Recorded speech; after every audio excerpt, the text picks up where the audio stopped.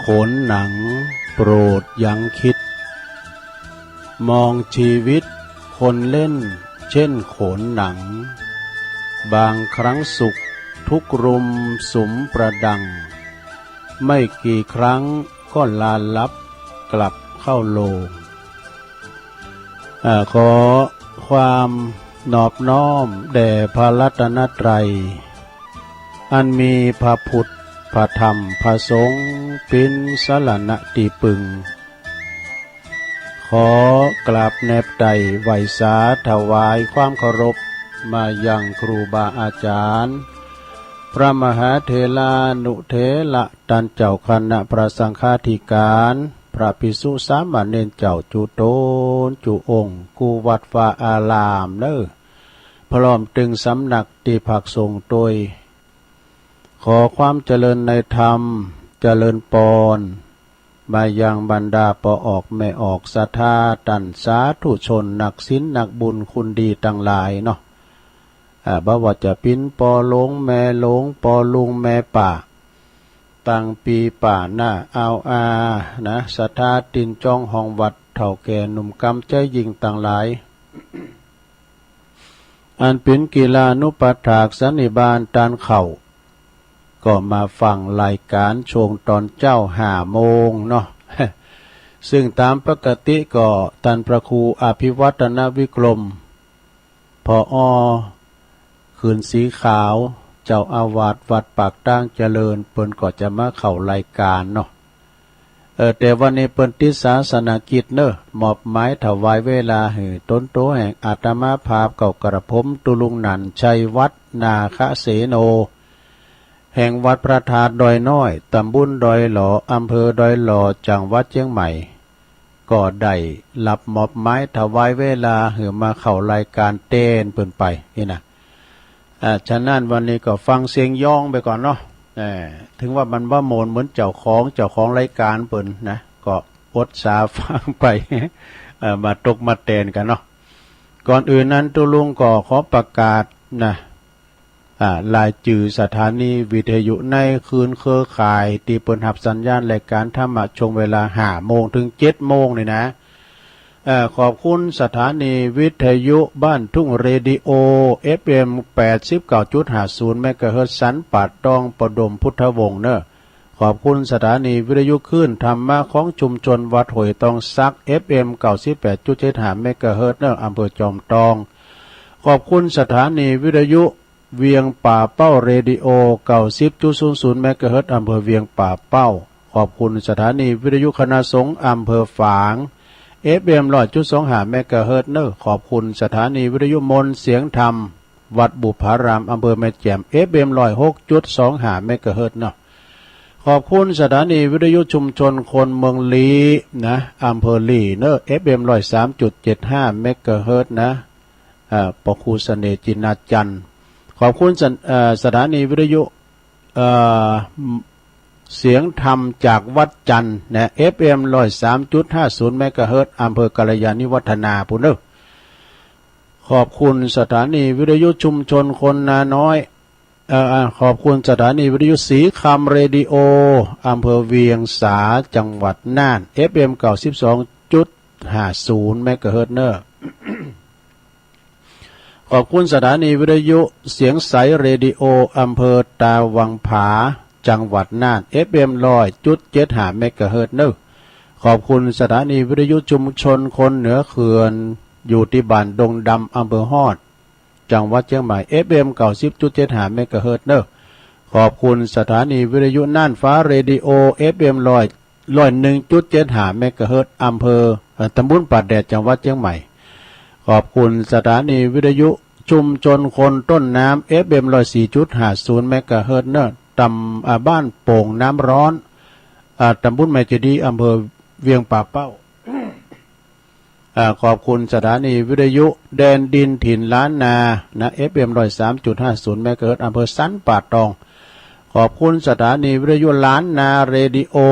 นะอำเภอโสปราบจังหวัดลำปาง FM 95.75 เมกะเฮิรตซ์เนอะขอบคุณสถานีวิทยุคลื่นพ ระพุทธศาสนาการศึกษาและวัฒนธรรมวัดไฟหินเนอร์ FM 104.50 เมกะเฮิรตซ์นะขอบคุณสถานีวิทยุ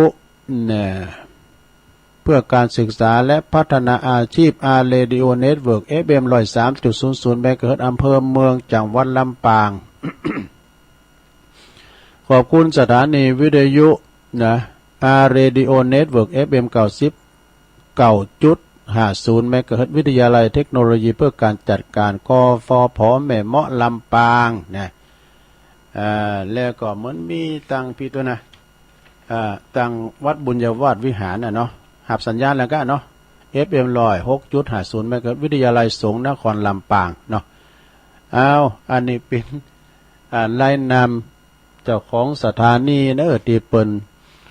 ก็กล้องสัญญาณรายการธรรมะชงเวลาตั้งแต่เวลา5 โมงปิ้นตุนไปเนาะก็ฟังกันไปวันนี้ตุลุงมาตกมาแตนเปิ้นเนอสถาเนาะ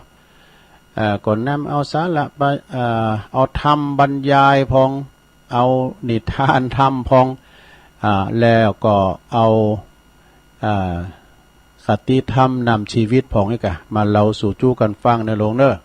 มึนๆไหนเดแมนมาตั้ง5 โมงให้เตือนนะบ่ตั้งพี่น้องปุ้นเมืองลี่ปุ้นน้ำเมืองลี่ก็เปิ้นฟังกันอยู่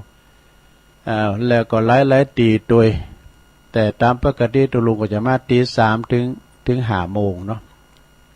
แต่วันนี้ อาจารย์พระครูอภิวัฒนวิกรมเปิ้นได้ไปปฏิบัติศาสนกิจต่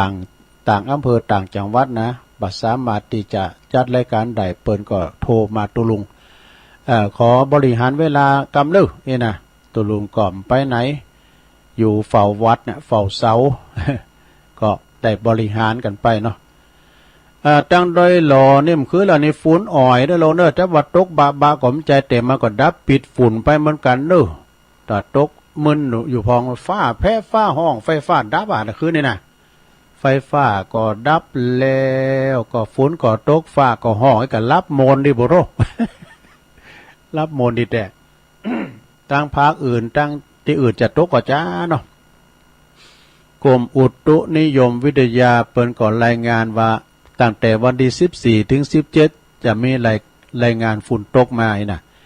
อาจจะมีพายุกระโชกแรงเป็นบางพื้นที่แล้วลูกเห็บจะตกด้วยเราดูคืนเรานี่มาแต่คืนวันที่15เนาะเวลาก็ประมาณสัก8 โมงเนี่ยก็ฮะเนาะฟ้าแพะฟ้าห้องตุลุงก็ฟ้าวมากู่โคห้อง เอากระสอบมาปกปูนของเอกนะตกมาก็พอสมควรเนาะก็พอเป๊ะอยู่นะดับปิดฝุ่นได้จะดีนะ ฝ่าฝุ่นเนาะตกมาตรงดีตรงงามเนอะจะไปมีลุมนะจะไปลุมแห้งให้เอาละเนาะศรัทธาญาติโยมต่อไปในตุลุงก่อนน้อมนำเอาพระธรรมเทศนาธรรมบรรยายนะ2 ดีมีหยังพองก็เดี๋ยวก็ลองฟังพอเนาะแล้วก็เดี๋ยวก็จะมาเล่านิทานมาเล่านิทานพอง แล้วก็จะมาประกาศข่าวสารงานบุญพองให้กันเนาะพี่น้องตามเมืองลีบันปางเนี่ยบันปางก็จะมีงานวันที่4 5 6นี่นะวัดของอาจารย์ครูบาวินัยพี่นันโทเขานี่นะได้ลุงก็ได้ประกาศถึงเปิ้นตัวเนาะแล้วก็หลายตีโดยนะที่วัดพระพุทธบาทผาหนามโดยเปิ้นจะเปลี่ยนผ่าครูบาโดยเนาะครูบาเขาปีนะเอาละเปิดบ้างเหรอเป็นการเสียเวลาตุลุงจะเอาทำมาบรรยายเรื่อง2 ดีกันเนอต่างอกต่างใจฟังนะต่างงานนะโมสัก3 รอบก่อนเนาะ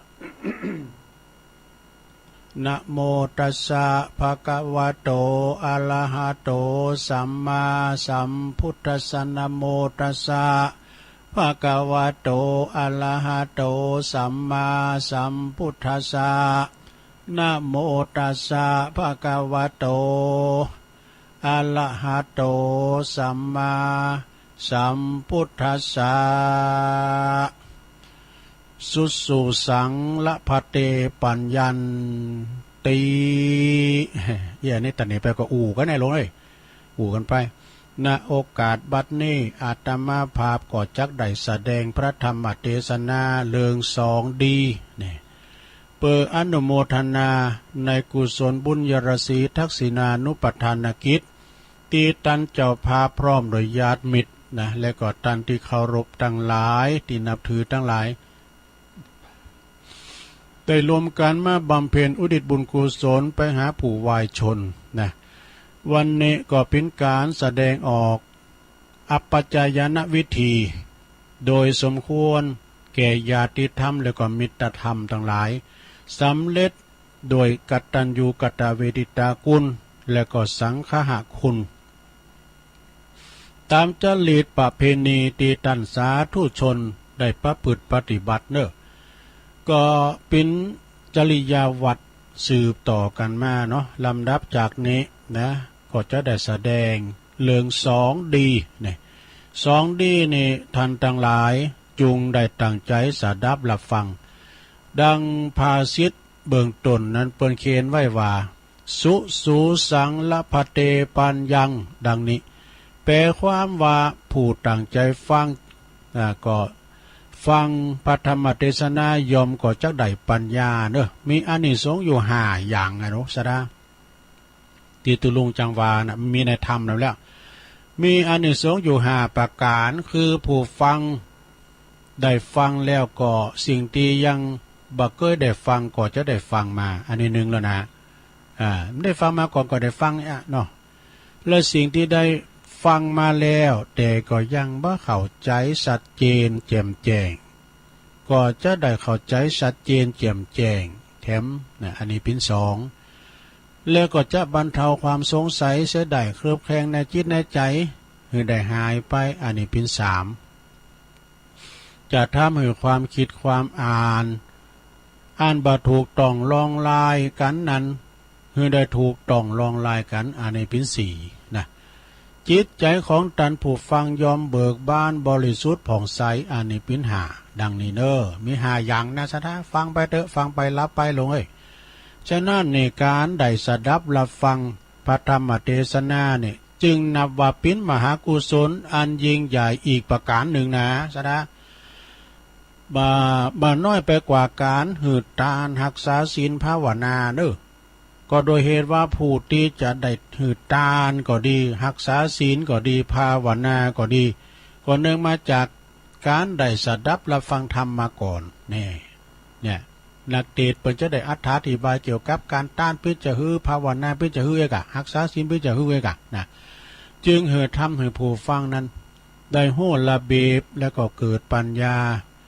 พูดถึงบาปบุญคุณโทษอันประโยชน์และไม่ใช่ประโยชน์นี่อันเป็นอันใดโกนอันใดบ่โกนแล้วจึงมาบำเพ็ญกุศลหือตานรักษาศีลแล้วก็เจริญภาวนาเด้อดังพุทธภาษิตที่ในมงคลสูตรเปิ้นกล่าวไว้ว่ากาเลนะธรรมสวานังเอตัมมังกลมุตตมันติซึ่งแปลความว่าการได้สดับรับฟังธรรมตามกาลเวลาตามกาลนี่นะจัดเป็นมงคลอย่างสูงสุดดังนี้เนี่ยฉะนั้นผู้ที่บ่เคยฟังธรรมมาก่อนเลยจะได้เลยจะไปรักษาศีลหือตานภาวนานั้นก็จะทำได้แบบได้อย่างผิดถูกฉะนั้นก็เฮาได้ฟังธรรมมาก่อนเนาะเหมือนดังคุณที่เปิ้นบ่ฮู้ทำได้แต่บ่ชัดเจนถูกต้องแต่ว่าการที่หือตานรักษาศีลและภาวนานั้นก็จะต้องปฏิบัติตนอย่างได้พองนี่นะทำจิตใจอย่างได้จึงจะถูกตามแบบเป่านะอันนั้นอันนักปราชญ์นะนักปราชญ์บัณฑิตเจ้าทั้งหลายเปิ้นปฏิบัติกันมาเนี่ยฉะนั้นญาติโยมท่านผู้ฟังทั้งหลายจงตั้งใจฟังให้ดีดังจะได้เทศนาต่อไปในเรื่องของ2 ดีคำว่าดีนั้นมีหลายอย่างเนอะศรัทธาแต่ในที่นี้ก็หมายถึงความเจริญดีนี่หมายความเจริญดีนี่ก็หมายความนั้นอย่างนี้คือมันคุ้มเอาแพทให้หน่อยไหม อันนั้นดีอย่างได้แต่ความถูกต้องปิ้นตีนิยมนะความดีเนี่ยนะ ความถูกต้องปิ้นตีนนิยมชมสอบของนักปราชญ์บัณฑิตผู้หูเด้อคุณในสมัยแต่ก่อนนะคุณในสมัยก่อนเวลาเปิ้นจะมีงานบุญงานกุศลเป็นต้นว่างานมงคลนะอันเป็นงานมงคลเปิ้นก็จะได้เสาะหาแต่สิ่งดี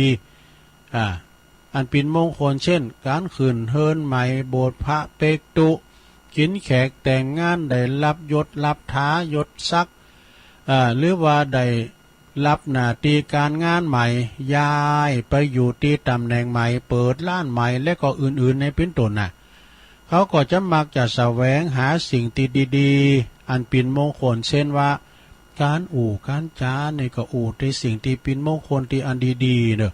ห้ามไปกรรมที่มันแบบเป็นมงคลอัปมงคลเนี่ยเปิ้นบ่กันเปิ้นคืนเฮิรนใหม่เนี่ยมาหายโง่ไม่ถูกอย่างนี้มันได้เปิ้นไปงานศพไก่หัวคะมันแม่นหอมมันเนาะเปิ้นกำลังคืนเฮิรนใหม่เนี่ยอันป่าต้นนั้นอยู่ห้องยาบ่ได้มันได้50ผมไม่ว่ามาอยู่เนาะหรือว่าบางแห่งบางบ้านบางตีนะเฉพาะถิ่นนี่เปิ้นจะคืนเฮิรนใหม่ก็ดีเปิ้นจะดีโง่ดีควายเป็นโฮงนี่น่ะโอแปลงเด้อเปิ้นจะมัดห้อยวะนะหรือว่าดีเป็ดดีไก่แขวนไว้ที่ต่างเตียวต่างคุณเตียวผ่านไปผ่านมาเนี่ยเช่นว่าที่ประตูต่างเข้าต่างออกก้านี่ท่านนี้ก็เปิดว่าจะหือคุณเดินทางไปหันแล้วก็ไปถิ่มไปตำใส่อันนี้พระยามาหอยไว้ดีน่ะเขาถ้าอย่าลืมป่ะมีแซมมีเขียมไปไปใจยังไงตัวดีถึงโฮงกันไหนนะการว่าเปิดไปถิ่มไปตำใส่นะตีเปิ้นแควนไว้อยู่นะเขาก็จะได้เลี้ยวปีกมาพอว่าอันนี้มันเป็นดีโดเน่นะได้เปล่งว่าจ้าว่าออกมาว่าดีเนี่ยดีทั้งนั้นเนี่ยท่านนี้ก็เปิดว่าจะเอากรรมอูดที่ว่าดีนั่นนะเอามาปิ้นนิมิตหมายแห่งความดีนั่นเองนี่อันกรรมว่าดีนั้นไผก็ต้องการมีไว้กับเนื้อกับโตนะส่วนกรรมว่าบอดีนั้นไผก็ไม่ไข่ปะก็แฮเนาะไผก็บ่ต้องการปิ้นแน่นอนเนาะยกเว้นแต่ดีโง่ดีควายเต่าอ่านเนี่ยเขาเอาไปใส่ลาบใส่สาใส่แกงเขาว่าลำดีอย่างอันนี้เพิ่นเขียนไม่ได้นะลุ้มจะแต่งเขาว่าลำดีอย่างอันมันคุ้มจอมหลอมไว้ดอกเพิ่นเขียนไม่นะ อันนี้ก็ปิ้นเลืองของดีนะดีอย่างหนึ่งนะ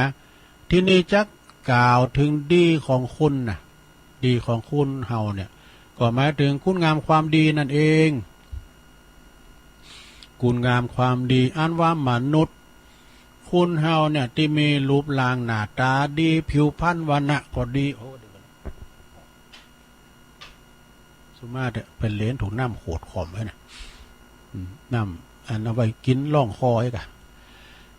มีรูปร่างหน้าตาผิวพรรณดีแตกต่างกันนะพองก็มีรูปสูงใหญ่พองก็มีรูปร่างต่ำตีนี่ตัวเต็มเนี่ยแซมพองก็มีวันณะขาวแซมพองก็มีวันณะดำเนี่ยแซมพองก็มีรูปร่างสง่างามเนี่ยแซมพองก็มีรูปร่างบอดี้บ่งามดูพางไล่อันนี้เป็นแต่เรื่องของรูปธรรมเนี่ยนามธรรมคุณเฮาถึงแม้ว่าจะเป็นคุณรูปงามปานได้ก็แล้วแต่เนอะถ้าหากว่ามีจิตใจแล้วก็มีกิริยามารยาทบอดี้บ่งามนะมาดึงงามไปดึงลงคุณจะหล่อจะงามจะสวยป้านใดก็ตามถ้าว่าเจ็บนะปวดตัวอย่างผ้าบักเล็กเนี่ยไผ่มันเข่าไก่ แต่คุณในบอดี้บ่งามในบนดูพางไล่แต่โมนเช้าหวานเนี่ยเนาะเนี่ยนะก็มีก็บ่มีสมมติว่ามารยาทบอดี้บ่งามเร็วซ้ำนี่ก็บ่มีไผ่กล่าวว่าเป็นคุณดีใดนะดังนั้นกรรมกล่าวไว้มีกรรมกล่าวไว้ว่าคุณจะงามเปล่งฟ้าก็ยังบ่เต่าตาไม่แห้งอันเดียวบ่ได้ดูตาไม่แห้งนี่นะมันเป็นจะได้ว่าตาไม่แห้งนั่นนะก็หมายถึงว่าหมายความว่าคุณดีเฮาคุณว่าคุณเฮาเนี่ยนะถึงว่าจะงามดัง หยาดฟ้ามาดินก็ตามเด้อว่าแต่ถ้าว่าเป็นคุณบาดีนะมีความประพฤติชั่วก็แล้วแต่เด้อนะก็ยังสู่อันตามไม่แห้งๆอันเดียวบ่ได้ โอ้เพราะว่าตาไม่แห้งนั่นนะเปิ้นนำมาใช้ประโยชน์ได้หลายอย่างเช่นแป้งปิ้นก๊อกยาสูบหรือว่ามูยาก็ได้โอ้แต่กันเนาะตาไม้นี่แม่เนาะเปิ้นนั้นมันเป็นตาไม้หกไม้สีสุกนี่ก็ไม้สีสุกอย่างนี้หลงนะเปิ้นจะบล็อกเอาติดตามันแล้วก็เปิ้นมาจีหูอันนี้แล้วก็จีหูแล้วก็เอาแป้งก๊อกมูยาไม่รู้ใจกับก๊อกมูยาอย่างป๊อปอายอะกะอย่างป๊อปอายฮะเนอะ ปางตีสุดแล้วก็เอาใจแป้งโหลแป้งไฟจ่อไฟคือเผาแถมก็ต้วยก็ได้นี่ตาไม่แห้งนี่นะอันว่าคุณเฮานั้นถึงจะมีรูปร่างหน้าตา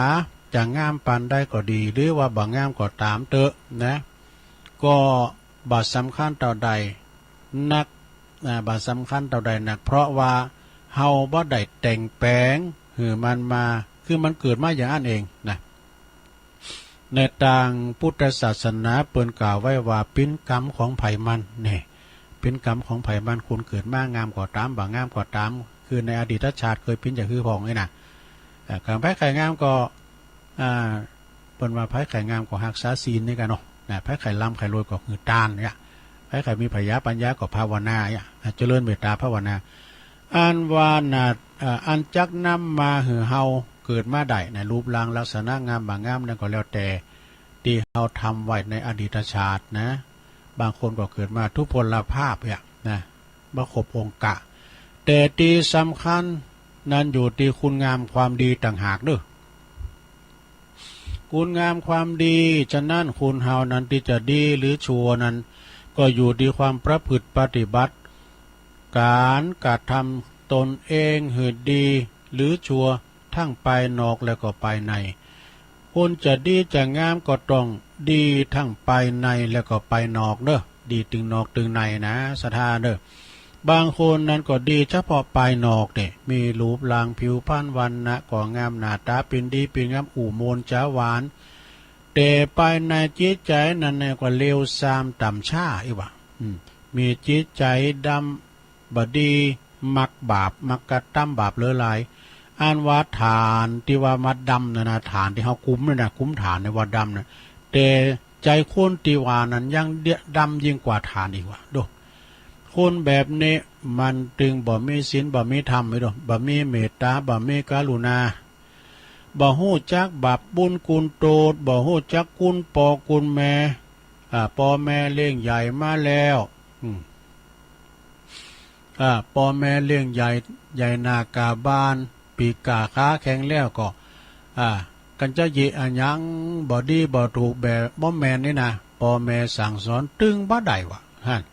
ตึงบ่ได้มันเถงป๋องเถงกำบ่ตกฝากว่าดูลุนในแล้วไอ้แม่เขาเกิดลุนหยางลุนคุดเหมืองแตนย่าไอ้แม่เขาแล้วลูกเดินในเกิดมาเนี่ยป๊อบรถแมคโครนะคุดคนเดียวนะ มันว่าไปพูดได้ยุคนี้มันยุคหยังเพิ่งขึ้นไปโลกพระจันทร์แล้วจะไปเถงตุดจุบพ่อสี เถงปองโลกคุณแบบนี้เรียกว่าคุณอักตันยูเนี่ยดีไปนอกไปในบ่ดีเนอะแล้วก็อีกแถมอย่างหนึ่งเรียกว่าคุณหน้าไหวหลังหลอกอันนั้นหน้าไหวหลังหลอกคุณแบบนี้มันมักจะอู่โมนจ้าหวานกันว่ามันขดายยังกำเฮาไอ้นะมันแต่งมาต่อนอนเนาะนะจักอันที่จักเป็นประโยชน์แก่ตัวมันแล้วนะมันตึงมาอู่จาดีแล้วนะการว่ามันได้ยังเข้าไปแล้วหายแซบหายสอยหายแซบหายสอยคุณอย่าเนเปิลเลยว่าคุณดีกับไปนอกเด้อดีกับไปนอกไปในนั้นบอดี้นะบอดี้ไปในคุณเฮาเนี่ยมันมีหลายอย่างนะมีหลายอย่างพองก็อู่สัวกาสะหาวเนอะอู่แข็งกระด่างอู่แบบบ่มีหางเสียงอู่ห้วนสั้นเนี่ยว่าจะคือน่ะมันอู่กล่อมนะกะมักจะอู่ในสิ่งที่บอดี้บ่มีแต่จริงบางคุณก็อู่ มุสาจุหลอกอูปิ่นป่อนไปมาตอนหน้าก็ว่าอย่างหนึ่งรับหลังก็ว่าอย่างหนึ่งคุณแบบนี้เปิ้นเรียกว่าคุณหน้าไหวหลังหลอกนะบางคนก็บางคนก็มักอวดมังอวดมีว่ะดูอวดมังอวดมีมันจึงมีดูคุณอวดลูกอวดหลานน่ะนี่เดี๋ยวนี้มันเห็นไปเรื่องปูนแฮมก้ามมันก็ถ้าเข้าปริญญาแล้วนะอยากบางพองก็อวดมังอวดมีอวดดีอวดเก่งอวดกานี่ไปซับปะละปะทะหาแก่นสารบ่ได้บางคนก็มักจะกำหยาบบางคนก็มักจะเลยเปื่อยไปเนี่ยฟังถึงบัดนี้เอาสักหน่อยนี่เป็นกำเบากำคุมกำโขเอาเปิ้นมาเล่าหน้าจ้าขวัญนี่คุณตีคุณห้องกันว่าปู่ลุ่มหลงหลังได้ตุลุงเนี่ยกะปู่ลุ่มหลงเนี่ยโอ้มาได้ตัวเก่าเนี่ยบางคนก็สอบเยะหือเปิ้นได้สะดุ้งตกใจว่ะมันมีดุษดาสัมติเฮานางอยู่ดีๆเนี่ยว้ามาอยู่จี้อีกครั้งว้ามันจะตกใจบ่ตัวน้าบุญรถสอกนักกันน่ะมันก่อนนี่มีด้วยกุ๊กกิ๊กว้าเปิดจั่วน้อยเปิดจั่วหลอนกุ๊กกิ๊กว้าบางคนก็สอบเก็บเอากำเนื้อไปเล่ากำไตนี่กำบ่มีก็แป้งใส่กำบ่ใหญ่ก็แป้งหาคุณได้พิษพ้องเทงกันพิษมาเดินนั่นปนปีนี่อันนี้เรียกว่าวาจาบดีนะกำสนกำสอรอของเปิ้นพิษกันโพเมเปิ้นอยู่กันดีมึงหูกาแต่ว่ามันเอารถเครื่องต่างกันไปนั่นใส่ชุดแดงให้เฮ้ยเนี่ยเอาแล้วเมเปิ้นก็เลยพิษใจแหละมาพิษกับโพทำไมนะฉันพองก็ทำดีมได้ดีได้เหมาะทำดีมถูกตีก็โพมันยังดีอยู่ไปเจอกรรมพี่น้องจ้าบ้านเมืองย่างเอาทำไปบนขึ้นมาเนี่ยทำมหาวิบากนี่ถ้าหายก็หายโว้ยกะกรรมทำแบบปูจ้าทำดิตุลุงก็ทำไปกรรมทำขืนเฮินมาตองยองโพไปกว่าถามกันเนาะมึงเอายามาหานี่คำก็ทำมาบนให้สูนะกะทำมายังทำมหาวิบากนะคือมึงใครให้กูตายกะโอ้ก็ปั้นบนให้อยู่ดีมีโชคลู่กรรมตุลุงทองเดี๋ยวนี้นะบางคนนั้นก็หันเปิ้นคนอื่นได้ดิบได้ดีนะเปิ้นได้ยศได้ซักเนาะหันเปิ้นลำเปิ้นรวยถูกหวยรวยแซ่ขึ้นมานะหันเปิ้นมีโจกมีลาบไอ้น่ะก็มีจิตใจอิสาคอยโยนเปิ้นแถมแล้วนี่อิสาลิษยาเปิ้นแล้วหันเปิ้นดีเลือโตมันตึงบอกอยู่บ่เป็นสุขเนอะย้อนยังย้อนว่ามันมีจิตใจเลวซ้ำต่ำซ่านั่นเองนะตันศรัทธาสาธุชนตันผู้ฟังทั้งหลายยังมีคนแถมจำปวกหนึ่งตีเป็นคุณใหญ่คุณโตเนาะมียศถาบรรดาศักดิ์เป็นผู้นำก็ดีแต่ว่ามีจิตใจ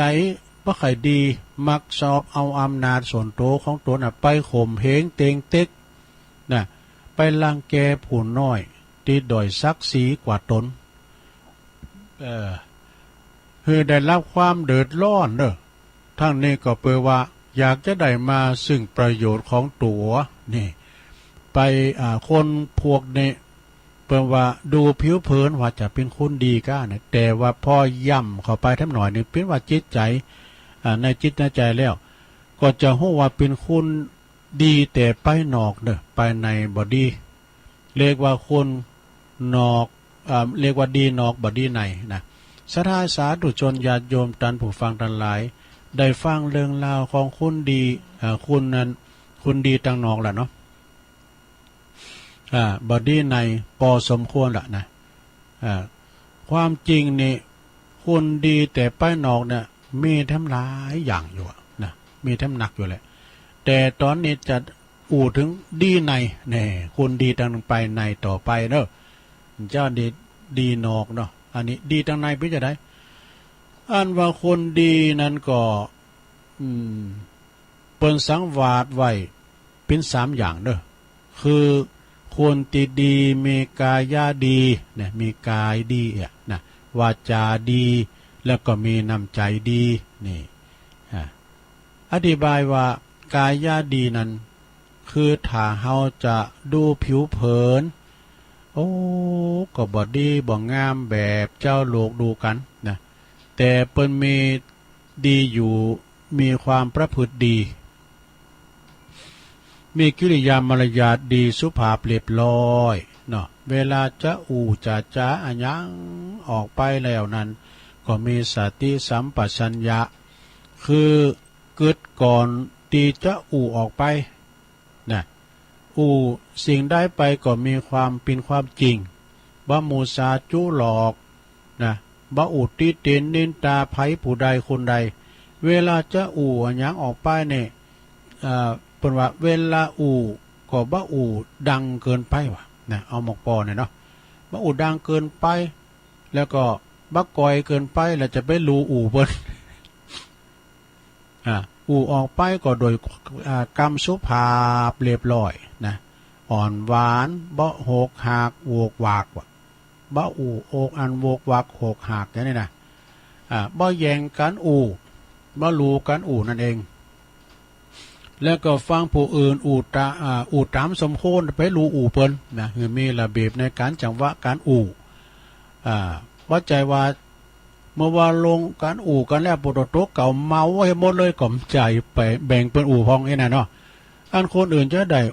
ได้จ้าพองนี่นะศรัทธาสาธุชนญาติโยมทั้งหลายอันว่ากรรมนี่มีทั้งคุณและโทษนะกรรมของเฮานี่นะการเฮาออกไปเตอเนี่ยเฮาเป็นนายมันอยู่การเฮาไปแล้วมันเป็นนายมันหลังเป็นเราที่อื่นก็มันหลังเอาไปเหินได้หูถึงหูคุณที่เฮาเรามันเดี๋ยวมันมาวางเฮาไปกันเอาแล้วอยู่เป็นสุขแล้วมันเป็นนายเฮาแล้วฉะนั้นเฮาจะยั้งออกไปเนี่ยโกนละมัดระวังนะลงเด้อโกนละมัดระวังอีกคำเขาวานนะมึงไปยืมสตางค์ไปเหตุว่าถ้าบัตถูกบ่แม่นอาจจะนำความหายนะมาให้แก่ตนเองเด้อนี่อันวาจาเหรอวาจากรรมนี่นะเปิ้นกล่าวไว้เพียงนิดหน่อยต้องอ่านเด้อต่อไปก็จะขอเรื่องจิตใจแล้วเรื่องจิตใจสิ่งปิ้นเรื่องงานภายในนะตามลำดับเนาะชนะได้ยินแบกกาวพอก่อนโคตรหนูน่ะนะหนูก็นักแต่เนอะสถานตังบุญโคนเลยนะห้องส่งเนี่ยยาวไปถึงห้องน้ำปุ่นน่ะมันมองสนามบอลมันเนี่ยถ้าโต๊ะมอกแมวเนี่ยเนอะแต่เป็นยังไงมันก็เป็นกูเฮาอยู่เนี่ยเนาะมันก็ใครออกอากาศก็ ครบไปในโคตรอันว่าคุณจะดีนั้นก็ดีปลายนอกทั้งปลายนอกปลายในเนอะนะตึงปลายนอกปลายในอันว่าใจก็เหมือนกันเนอะปิ่นของลี่ซอนอยู่ปลายในบางคนนั้นเป็นว่าหันหน้าบ่หันใจเนี่ยเฮ้ยอันว่าคุณดีนั่นเนี่ยคุณจะดีนั่นเนี่ยเปิ้นก็ว่าก็ดีโดยทั้งปลายนอกแล้วก็ทั้งปลายในนะดีตึงกายตึงใจอันว่าใจก็เหมือนกันเนอะปิ่นของลี่ซอนอยู่ปลายในคุณบางคุณเปิ้นบอกว่าหันหน้าบ่หันใจดังตีว่าโดยใจโดยนำใจเนาะใจในสำคัญมากหนักเนอะใจเป็นนายกายเป็นเบาหับใจนะใจต้องสั่งกายไปนะการมันสั่งไปแล้วเนี่ยปุ่นปุ่นแจกของมันไปแล้วนะขามันก็ก่าวไปเลยนะมันเป็นนายเนี่ยเนาะเป็นนายกายเนี่ยปุ่นเปิ้นไปขึ้นลำใหญ่เยี่ยมไปแล้วรางวัลไหนไปอันนี้เนี่ยมันเป็นผีที่รับรองของใจเป็นนายกายเป็นเบาเนาะเปิ้นว่าอย่างอันนะอันคุณที่จะดีนั้นต้องมีดีมีศีลมีธรรมนะลงเนอะมีเมตตาต่อคนอื่นนี่มีพรหมวิหารธรรมสี่มีเมตตาคือหันคนอื่นได้รับทุกข์ก็มีเมตตาช่วยเหลือให้เขาได้พ้นจากทุกข์ในลงเนอะถ้าไผเป็นถ้าไปคนใดมีเมตตามีกรุณาอยู่ในจิตในใจแล้วจะรับก็เป็นสุข ตื่นขึ้นมาก็เป็นสุขไปทิศแห่งหนตำบลใดก็มีผู้ฮักไข่อินดูนะอันว่าเมตตาเนี่ยแปลว่าความรักใคร่บริสุทธิ์ว่าใจหักแบบสาวๆหนุ่มๆกันนะอันมีกิเลสมาเจอปนอันนี้หักแบบปอแม่หักลูกเนอะนะหักแบบปอแม่หักลูกมีความหักอันอินดูเช่นมีญาติพี่น้องเปิ้นเมาตุกเมายากเมากันเมาอยากมาหายนะหรือว่าเขาได้รับเคราะห์กรรมมาถูกมาต่องก็ดีหรือว่าคนที่เปิ้นเจ็บป่วยเมยไข่มาเนาะควรที่จะช่วยเหลือตามอันสมควรเนอะหรือว่าเขามีกรรมอันใหญ่มาถูกเปิ้นจี้มีเปิ้นว่าถูกเปิ้นจี้โตดใส่ที่เปิ้นมีพิษเนาะเปิ้นจี้โตดใส่ก็ดีก็สมควรที่พอก้อยดูแลช่วยเหลือเขาเนอะเขาได้พ้นจากทุกข์ตามอันจะช่วยเหลือตามที่เขาจะช่วยเหลือได้นะอีกแถมประการหนึ่งในโลกนึกหันสัตว์ตัวน้อยตัวใหญ่ได้รับทุกข์ทรมานก็คือมีเมตตาช่วยเหลือเฟื่อฟายคือเขาได้พ้นจากทุกข์ทรมานนะผู้ใดมีเมตตาอยู่ในจิตในใจย่อมมีความสุขมีความดีอยู่ภายในเนอะหลวงเนอะมีเมตตาเนี่ยนะเรียกว่ามีดีดังในดังนี้เนอะทัดตอนนั้นไปก็เรียกว่ากรุณาเนี่ยก็คือหันคุณก็คือว่าคุณมีใจเฟื้อเผื่อแผ่นะเปิ้นมนุษย์ลมทุกลมสุขทุกคนนะเพลินลมเกิดแก่เจ็บตายมีกรุณาเผื่อแผ่เขาได้พ้นจากทุกข์ได้รับความสุขทั่วหน้ากันเนี่ยทัดตอนนั้นมาก็คือมุทิตาเนอะสถานเนอะมุทิตานี่แปลว่าโอ้พลอยยินดีกับเขาเนอะเปิ้นได้ยศถาบรรดาศักดิ์เปิ้นถูกหวยลอยแซ่โอ้เดียมึงเขาก็ตุกมามุนเลยเอาไปใจนี่ใจศีลเนี่ยแล้วก็เลิศนั่นก็เอาไว้เป็นทุนให้ลูกให้หลานเห็นนะอันนี้มันเรียกว่ามุทิตาเนาะถ้าเหมือนกับชิบหายมันเกิดปุ่นในมันชิดอิจฉาเบื่อเนาะคือหันเปิ้นคนอื่นได้ดีแล้วก็พลอยยินดีไปตัวในลงเด้อจะไปคอยโยนเบิ่น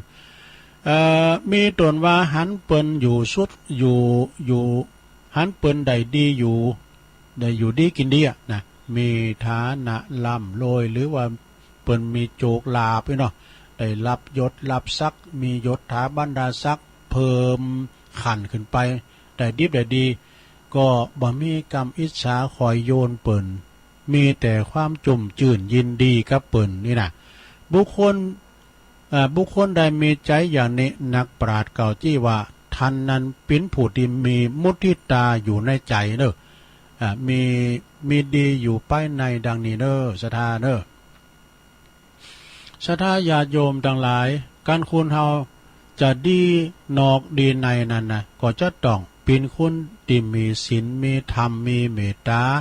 มีความกรุณามีมุทิตาอยู่ในใจมีความประพฤติดีมีกิริยามารยาดีมีวาจาดีจึงจะได้ชื่อว่าดีตึงตังนอกดีตึงตังในเนอะศรัทธาสาธุชนญาติโยมทั้งหลายได้ฟังเรื่องราวของคุณดีตึงนอกดีตึงในมาพอสมควรแล้วนะ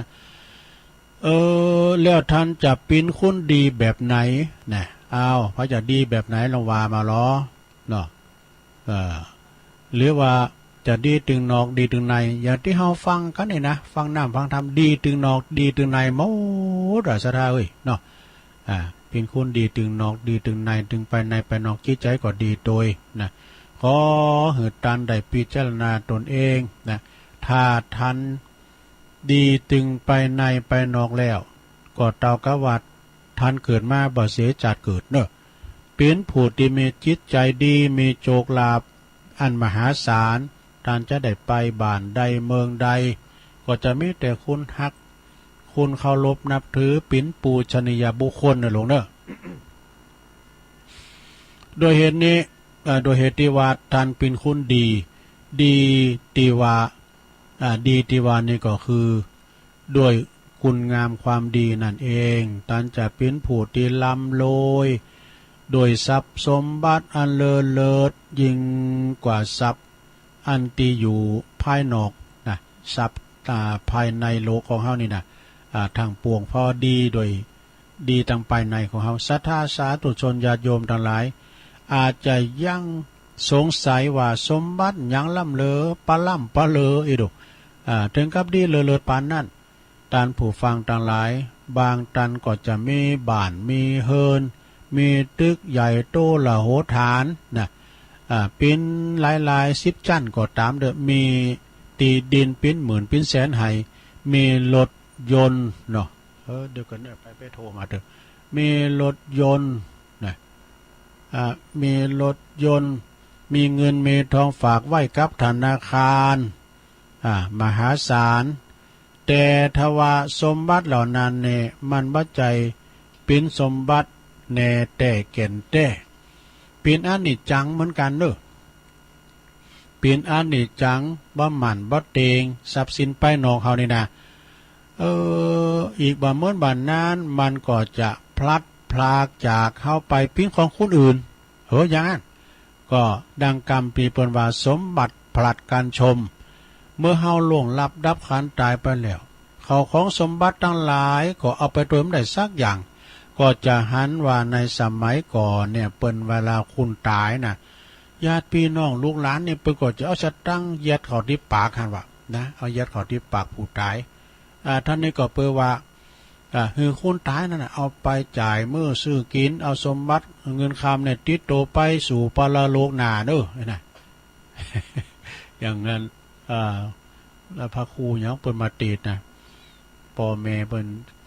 ข้างโหไม่มือเขาหุมแล้วเนาะเปิ้นตายแล้วนี่เอาสตางค์มาใส่มือวะน่ะแม่โอ้ยการมันไปเกิดไปข้างเปิ้นเก็บตังค์ผ่านได้นั้นก็จ่ายเปิ้นแม่เด้อ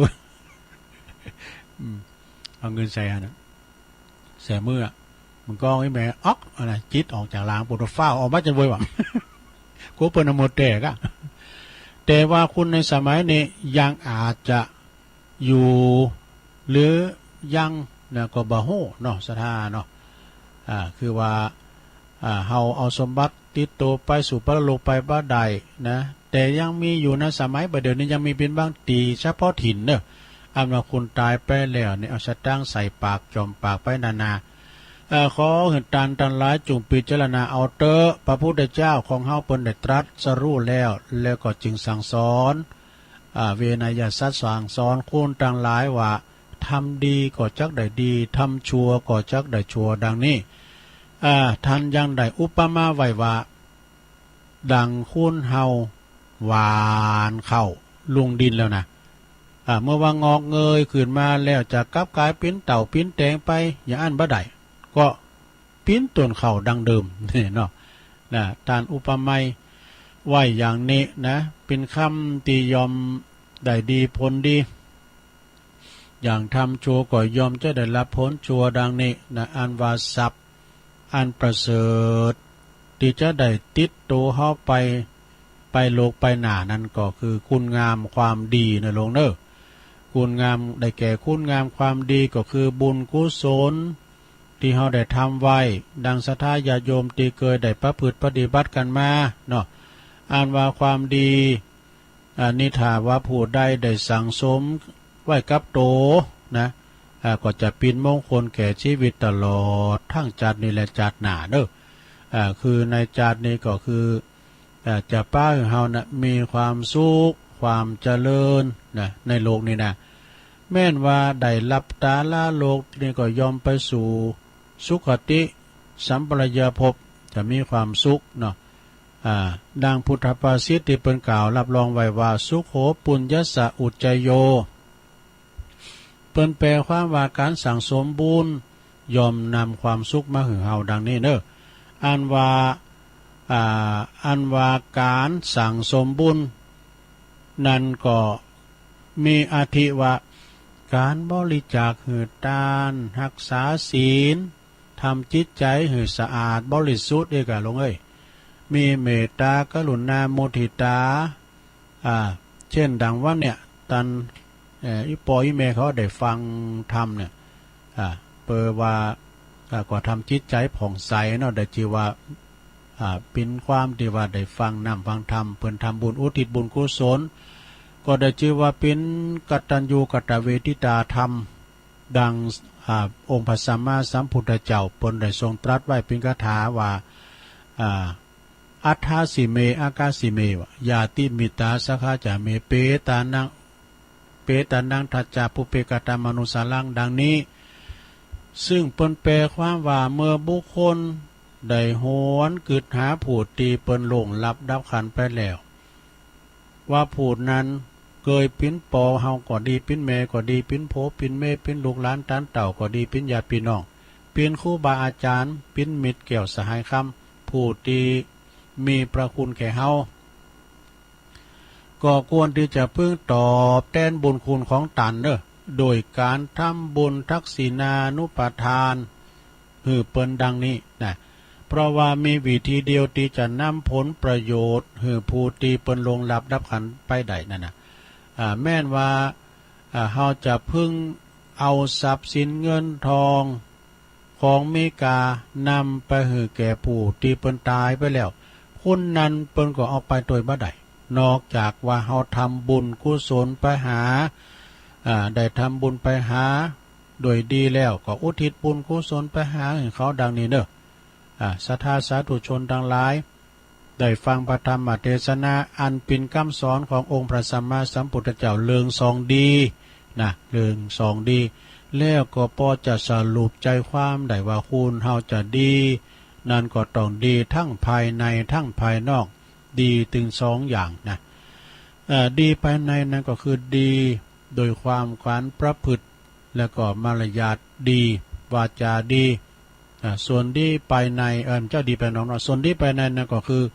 ดีมีน้ำใจดีคือมีใจตั้งอยู่ในศีลในธรรมอะไรบ่ประมาทละสาดังจี้แจงมาพอสมควรแก่กาลเวลามีน้ำลายอยู่นะขอคุณพระรัตนตรัยคุณพระเกี่ยวเจ้าทั้งสามประการเนาะคุณพระเกี่ยวเจ้าทั้งสามประการคือมีตั้งใจอยู่ในศีลในธรรมบ่ประมาทละสาดังได้จี้แจงแสดงมาสุดท้ายนี้ก็ตุลุงก็ขออธิษฐานอ่างอิงเอาคุณพระศรีพระรัตนตรัยคุณพระเกี่ยวเจ้าทั้งสามประการโดยพระบาลีหารว่าอัปปมาโนพุทโธอัปปมาโนธัมโมอัปปมาโนสังโฆพระพุทธเจ้าพระธรรมเจ้าพระสังฆเจ้ามีคุณอันหาที่สุดหาประมาณบ่ได้เอเตนะสัจวเจนะโสติโหนตุสัพพทาขอเดชอำนาจสัจภาสิทธิ์ที่ได้กล่าวมาอ่างเอามานี่นะขอคุณพระรัตนตรัย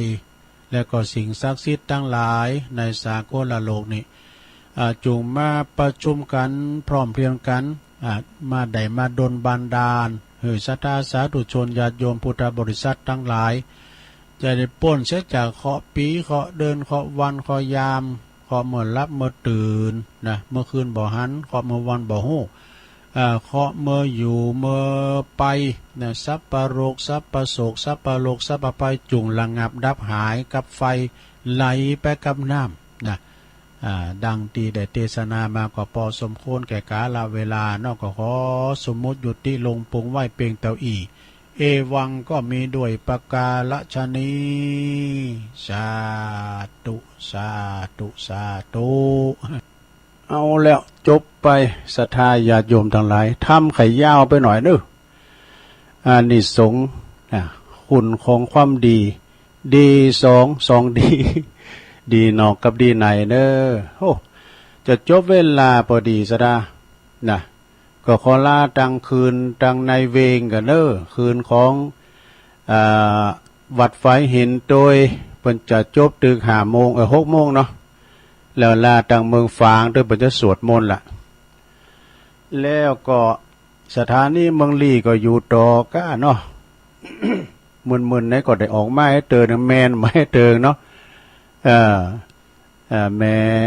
เขียวเขาฟังอยู่แม่อำพรเขาพี่น้องแต่เมืองลี่ แล้วก็ตั้งแม่เจียมก็อยู่โยก้าเนาะโดยเฉพาะก็ตั้งเวงป่าเป่าก็ฟังกันอยู่นะตุลุงก็ได้มาตุกมาแตนเปิ้นเนออาจารย์บาครูอภิวัฒนวิกรมเปิ้นไปปฏิบัติศาสนกิจต่างจังหวัดต่างอำเภอ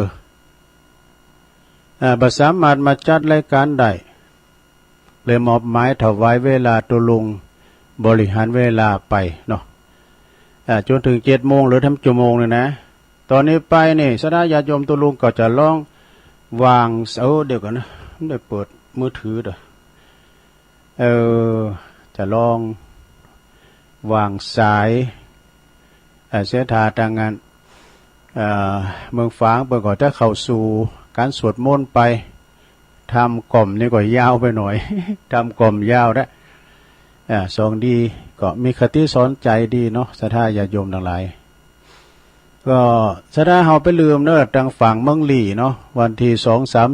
4เปิ้นก็จะมีงานที่วัดพระพุทธบาทผาหนามเนาะงานเปลี่ยนผ้าครูบาเขาปีเนอะงานคุณหลายมาเป็นหมื่นเนอะ เมืองลี่นี่ก็มีครูบาหลายวัดเนาะเมืองครูบาเหรอครูบาดอนเนาะเปิ้นก็เป็นเจ้าอาวาสวัดพระพุทธบาทผาหนามพี่น้องแต่เมืองลี่ตุลุงก็มีหลายนะแล้วก็วัดบันปางก็6 ปิ้งเนี่ยกะนะวันที่4, 5, 6เนอะ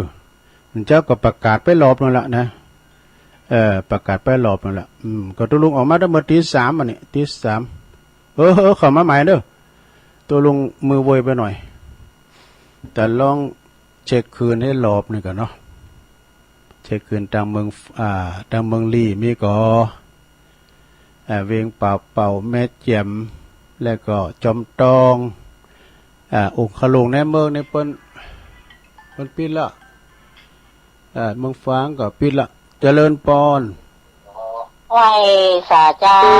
ตูเจ้าแม่เจนติบเกียรติกาลามฟังตึงวันนั้นเลยเจ้าที่บัได้โทรนะบัได้โทรแล้วก็ต้องฟังอยู่นะเจ้าเกียรติกาลามเนาะกำลังอันนั้นมันเล่นท่านอาจารย์ถามว่าวันนี้ไม่ได้โทรไปกันไม่ได้โทรเจ้าแต่เจ้ากำลังตึงวันนี้เนาะดีก็ฝากไว้ซะบารมีธรรมหลวงพ่อเลยเนอะเจ้าขอบคุณแม่จันติบเนอะบุญรักษาเทวดาปกครองโมทนาเจ้าตัวลงอยู่นี่มีสุขนะเจ้าขอบคุณหลายๆเด้อ0899556506เบอร์โทรตัวลุงเด้อเจริญปอนเราไปสา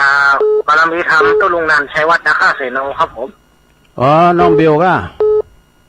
ตอนนี้104ยังฮับอยู่ครับเปิ้นเจนมันถึง6 โมงเด้อหรอกัน6 โมงปกติอ่ะน้องเบลตอนนี้ฟังตัวลุงชัดเจนฟังก็ได้ตี1 เครื่องมาแล้วนะครับอยู่กาดมั้งก็ครับอยู่กาดนะครับอยู่กาดไปแล้วเนาะเราพูดน้องเบลเนอะ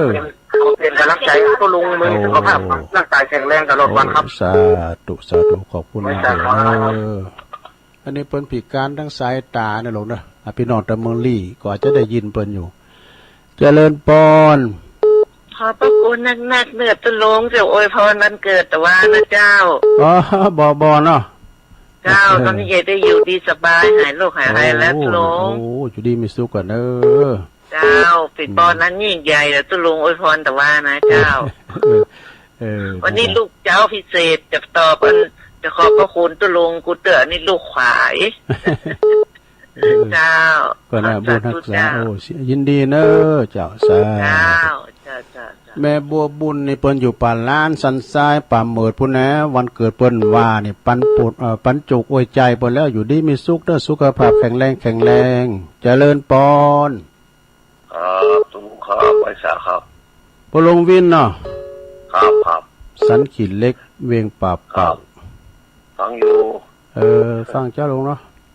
ชัดเจนครับโต๊ะกอดลุงว่าโต๊ะกับโต๊ะปอจุ่มอยู่นี่เฮาดับปิดฝุ่นละจะปุ่นโต๊ะเหรอมาโต๊ะเดียวหัวมาโต๊ะกันเลยเนี่ยนะอาจารย์วันนี้หูหัววันนี้หัวยินดีประหลวงเนอะ สาธุเช็คคืนเช็คสายเนาะมึงฟังมึงรีบมาสักสายแม่บัวเขียวเจริญปอนเจริญปอนไว้สาเจ้าตรงเจ้าลำปางอะแม่หยังแม่นิดบ้านเมืองปะเป้าเจ้าบ้านปงน้องเจ้าแม่นิดปงน้องเนาะเจ้าปงน้องวิ่งปะเป้าฟังตั้งแต่เจ้าล่ะชัดเจนเลยเนาะเจ้าชัดเจนดีเจ้าหนาวก็เจ้าเพราะหนาวหอมว่าฝนตกแล้วนี่ฟ้าห้องฟ้าแพะโปต้นลุมไปตัวปูขี้โคได้เต็มวัดเนอะไม่ได้ออกแห้งขนาดอันตะคืนหมู่บ้านให้ก่อฟ้าห้องเหมือนกันฝนก็เดี๋ยวก็หนาวเจ้าเป็นกำลังใจยินดีแม่นิดเนอะเจ้าสาธุสาธุ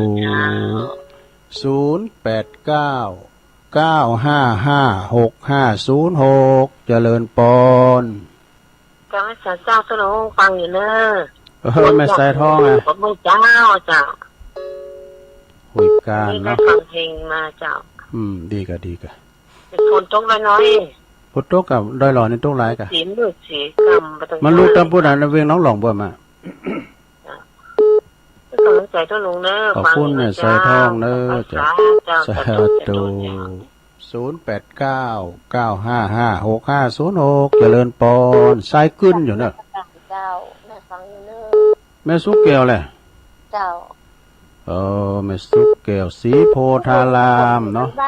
บ้านตะลุงฝนตกเจ้าตกอะตกจะหลายมันก็นี่เฮาบ้านแม่มันมีมันบึ้ดผู้ไหนอ่ะเจ้า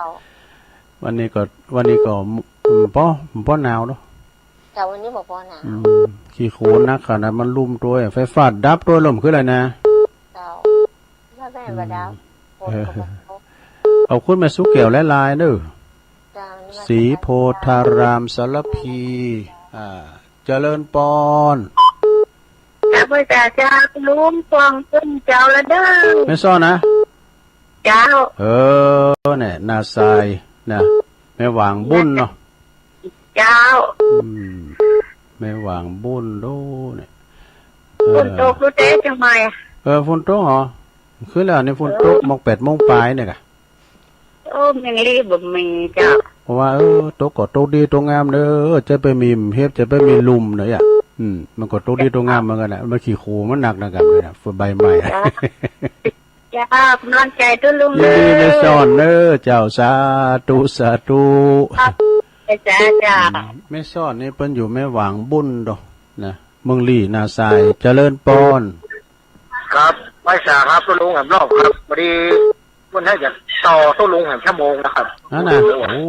ขอบคุณอาจารย์พอดีขอบคุณอาจารย์พระครูสมุขนะครับแล้วขอตัวลุงในวังให้เอาขอบคุณคนหลายๆเนาะฟังตัวลุงแหมชั่วโมงนะครับยินขอบคุณพระครูสมุขนะครับผมสาธุน้องเบลรอบ2เปิดว่าเปิดย่ำเต็ดสายเด้อวะเจริญปอนอาจารย์จ้าเจ้าลุงยายพรล่องบัวแดงชัดเจนดีเนาะดีกันนี่บอกฮะฝนตกอ่ะคือแล้วนี่ฝนตกเนี่ยเอาหมอกดับปิดฝุ่นเนี่ยกันมันแตนนะโดเพื่อจะมาอำนวยโอโจพับไผ่ขอต่อดอกไม้พุ่นปิ้นฝุ่นหาแก้วปล่อยหลงเนี่ยกันยินดีเด้อยายพรเจริญปอนวันสาขาปูหางปอบุญธรรมโป่งน้องมาแล้วมุนได้ออกได้เพราะนั้นมุนในเม่นไหมเตือนวันน่ะหายไปหลายเสานี่เนาะอันบุตรก็มาวันนี้วันพัดอ่ะเนาะพัดก็บุตรทันมาหาตอน6 โมงจะถึง7 โมงเนาะซับภายนอกนี่ได้หมดตัวเนาะการซับภายในเนาะการซับภายในกันเนาะอริยทรัพย์ซับภายในดีกว่ามันดื่มหายเนี่ยซับไปน้องหายอยู่นะเงินคำกำเก็บอยู่ในธนาคารยังหายได้เนาะได้ไปตัวเนาะเป็นกำลังใจเนอะครับไว้สาครับปอบุญธรรมโป่งน้องเวียงป่าเป้านะเจริญปอนไว้สาเจ้าลุงแม่หยังลงอยู่บ้านบวกกับเพื่อนเจ้าไม่ลงเลยอ่ะเ เจ้าแม่หลวงบ้านโบกนั่นน่ะโอ้อยู่เมืองลีกะเจ้าโอ้เมืองลีมาแล้วหั่นแม่หลวงโอ้กุฏิอาวัดติดติดแล้วเหรอติดแล้วเจ้าเจ้าแม่หลวงสบายดีเนาะอยู่บ้านโบกเอ้ยโอ้บ่ค่อยสบายเท่าไหร่ตุลุงอายุตะเฮือหลวง89เจ้าโอ้89บ่ถึง90แล้วรู้เนาะไปซาวนะหลวงเด้อรู้เสียงป้อยอยู่นี่หมอนัดของบ้านเนาะน่ะตุลุงก็บ่ได้มีนาบ่ได้30หมอหน้าทำแล้วเจ้าได้กินยาเป็นประจำหลวงเอ้ยลุงสบายดีจ้าตุลุงก็สบายดีอยู่เที่ยวใดไปปิ้นอยู่นะกินข้าวลำเนี่ยอย่างเย็นกันนักเที่ยงอย่างเย็นกันน่ะกะโอ้ฟังมาโทรมาก็ดีใจแล้วเนี่ยแม่หลวงเด้อ88 89ยินดีแม่เด้อขอบคุณเด้อโอ้ได้กำลังใจแม่จะหนักเด้ออุ้ยหมอนเด้อสาธุแม่หลวงเด้ออายุ89อ่ะดูไปยนโทรศัพท์ได้อยู่นะเจริญปอนเจ้าแม่สุธาดาเจ้าฝนให้มาใส่เดียวกันที่ตุลุงมันเนาะโอ้ตกหลายเหรอมันตกประเมินเนาะมันมื้อน่ะเจ้าตกนักแล้วก็มันประเมินนะหมอกดับปิดฝุ่นมันฮ้อนมาเมินแล้วเนาะก่อนมันก็เลยสีว่ามันนักอ่ะดินมันแห้งเกินดินมันแห้งมันเจ้าเกินเนาะมันเป็นหอมได้รู้จ้ะแต่ว่าไปตู้หอมนะกะมาปวดจุกเมื่อคืนนี่ว่ะจะได้ทำใหม่ๆก็ก็เป็นยังเนาะเป็นยังถ้ามันมาโตนะนั่นถ้ามันโตนักเกนั่นแหละนักเกเนี่ยถ้าโตนะขอบคุณแม่สุทัศน์จ้าสาธุ0899555656นะ6ปิ้งก็จะไม่ลืมเด้อไปโคดน้ำทายกันเด้อวัดปั่นปางแล้วก็งานครูบาที่วัดพระธาตุพระนามเนาะพระพุทธบาทพระนามเจริญปอนกลับไปสาเจ้าตุลุงนานแม่รัตนคาเสโนอันนี้แม่บุญบุญพินเจ้าบุญพินฟังตุลุงอยู่เนอะก็วันนี้ตุลุง6 โมงฝนยังมาตัดจะรู้เนาะอันน่ะโอ้ยินดีกับท่านอาจารย์สมวิศวัตรวรกิจโจโอ้ตกทั่วกันตะลุงดับฝุ่นดับมันวันหมอกตั้งบ้านแม่เขาก็ตกอ่ะตกก้าฟ้าฮ้องลมใจหรอกตก2 เตือแล้วตุลุงเจ้าถึงเตือนคืนเต่าตุลุงนั่นเนอะขอตุลุงอยู่ดีไม่สุขเป็นกำลังใจตุลุงเนอะโอ้ขอบคุณนะแม่เนอะสาธุแม่บุญพินอ่ำคดเนอะบุญแม่ริมบุญเนี่ยเจริญปอนเจ้านมัสการเจ้าตุลุงแม่หยังก่อแม่ยายกี้สังกำแพงเจ้าสังกำแพงอะไรยายกี้อ่ะเจ้าฟังจัดหลายนะเจ้ากำลังใจตุลุงนะเจ้าโอ้ขอบคุณหลายๆฟังต้องมาตี2มาแล้วเนอะโอ้ลูกเจ้าได้เจ้าคนฟังจะหลายเจ้าแม่ยายพรยายนายายผ่าเขาฟังหลายคนอยู่เจ้าเจ้าสันกำแพงเนาะกำลังใจนะเจ้าขอบคุณยายกี้เนอะสันกำแพงสันกำแพงวันนั้นก็เพชรลุ่งหน้าคัตตะหน้าตลาดเนี่ยเปิดมา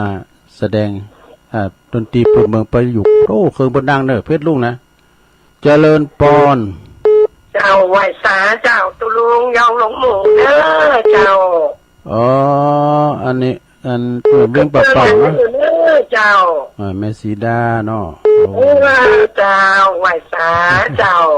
ขอบคุณคืนดารุณีเบ่งป่าๆเจเนอเจ้าขอบคุณต่างกันตุลุงกับหูควายเจ้าเจนเนอเจ้าน้องเบลคิดถึงอยู่เนอน้องเบลฟังไปเนอยอหมูไหวจ้าเจ้าเจริญปอนเจ้าย่องลุงหมูนะปอยู่ปูนเวงป่าเป่าปูนนี่นะอ้ำซ้ายเนาะเจริญปอนไหวจ้าเจ้าแม่ลุงสายฝนนะละจ้าแม่เฮาขอโทษแม่ครูฟองจันเขียวหน่อเมืองทำก้องวันนี้หมดหน่อทำ2 ดีนะทำ2 ดีตัวเขาไปเจ๊ะเนาะได้ค่ะทำภายนอกเขาก็ไปก็ได้เนาะแม่นละอย่างโอ้เป็นว่าเป็นซุ่มฟังได้ เจ้าฟังตั้งแต่เจ้าแล้วเจ้าโอ้สถาบันเดียวกันฟังพองรับพองอ่ะเจ้าฟังของเรามันเป็นธรรมดาอ่ะเนาะขนาดตุลุตีแต่ในตุลุที่จะรับนายอ่ะฝุ่นตกหลายเหรอตีนด้อยอ่ะเจ้าตกเหมือนกันนะเจ้าก็ฝ่าเดียวถ้าจะลงเลยก็ได้ถ้าจะมีระเหตุตัวนั้นมันดังแป๊กกว่าแป๊กนะตุลงอยู่กูตี้จันลุมมันเนี่ยมันใครได้ยินถี่เฮ้ยเจ้ามันตกแป๊กกว่าแป๊กมันไม่ใช่เหมือนเสียงแหนมนะมันเสียงมันระเหตุโอ้ทำเฮ็บน้อยเนาะเจ้านั้นเฮาไม่ได้หันมันถึงเมื่อคืนนะขอบคุณแม่ครูเด้อแม่บุญรักษาเด้อสาธุคนบ้านเดียวกันตีนด้อยหน่อยนี่แม่ครูทองแม่ครูฟองคำเขียวหน่อเมืองเอาด้านซ้ายเจริญปอนโอ้ไอ้สาวฝนหาแก้วตกเลี้ยวที่พระหาดด้วยน้อยหลวงพ่อมานิดแต่ว่าหันฟ้าหันฝนยังแคบเปียกแต่ก็ดีกับมันดับไฟป่าแล้วมันตกน่ากันเนาะมะเหือนเนี่ยกับ PM2.5 2.5 2.6ฝุ่นมันควันมันเนาะทึกแต่ตั้งแต่กับมือเหมือนกันนะเฮาไม่อยู่ในเขตอันตรายสีแดงโม่เนาะระมัดระวังการหายใจอย่าติดคัดติดข้องคนเฒ่าคนแก่รักษาตัวเนาะผมว่าอยู่ศอกได้มุมได้ลุงเนาะแม่นแต่กะห้าวมากไว้ถึงมันได้ช่วยกันอู่มันหมดเวลาเดี๋ยวนี้มันแบบแจ้งแบบประดามไปทำพิธีทำสลาแล้วก็มันนั่งเนี่ยปุ๊บพออย่างมันมืดวันนี้จะไปทางใดจะไปงานบุญทางใดหลวงพ่อ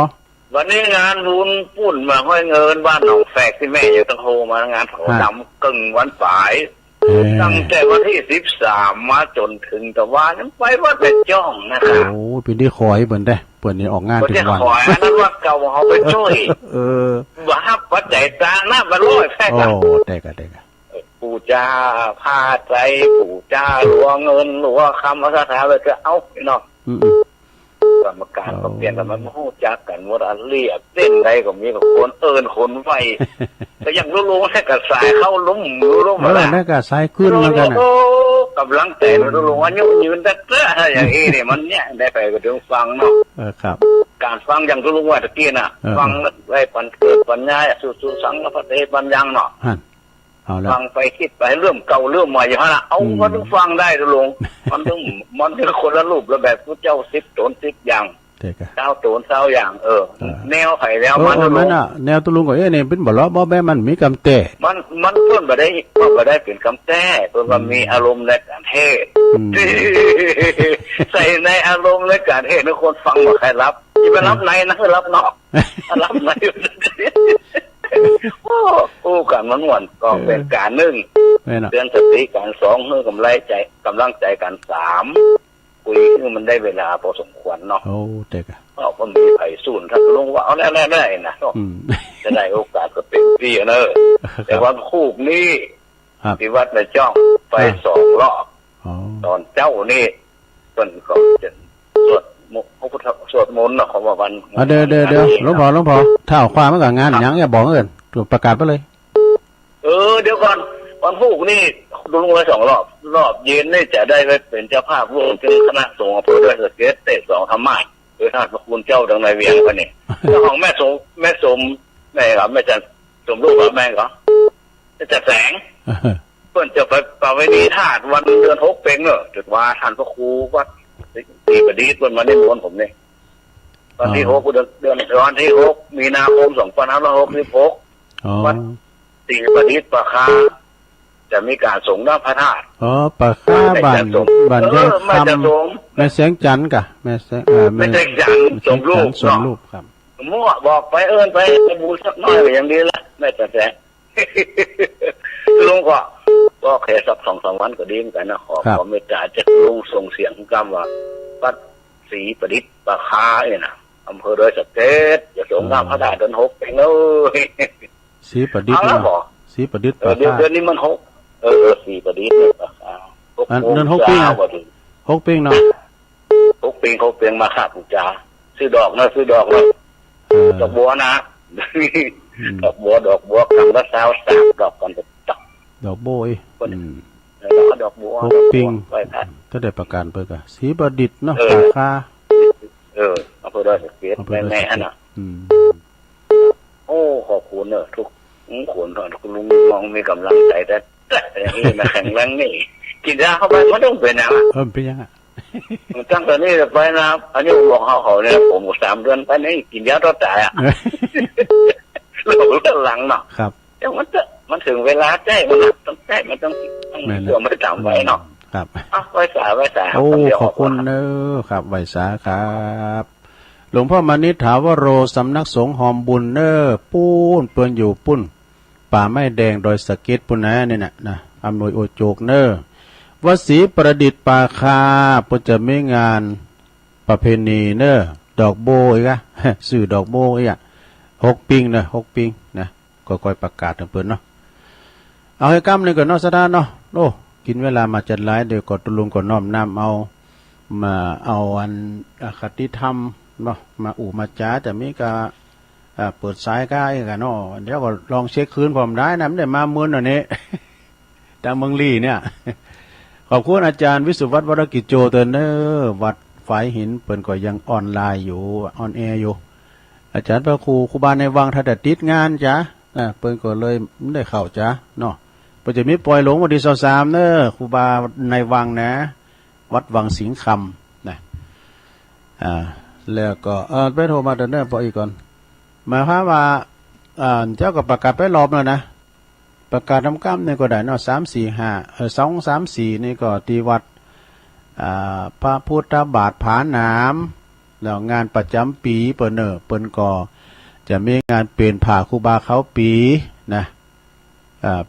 ที่วัดพระพุทธบาทผาหนามพุทธคุณหนักคุณหลายเนาะสดามาก็เป็นเลื่อนหมื่นนะในเมตตาบารมีตามครูบาดอนเนาะอันนี้ก็วันที่2 3 4เนาะแล้วก็วันที่4 5 6ต่อกันไปเลย เดิน6 ปิงก็ที่วัดบ้านปางเนอเปิดก็จะมีงานเนอสถาตุลุงก็ประกาศถึงวันนะ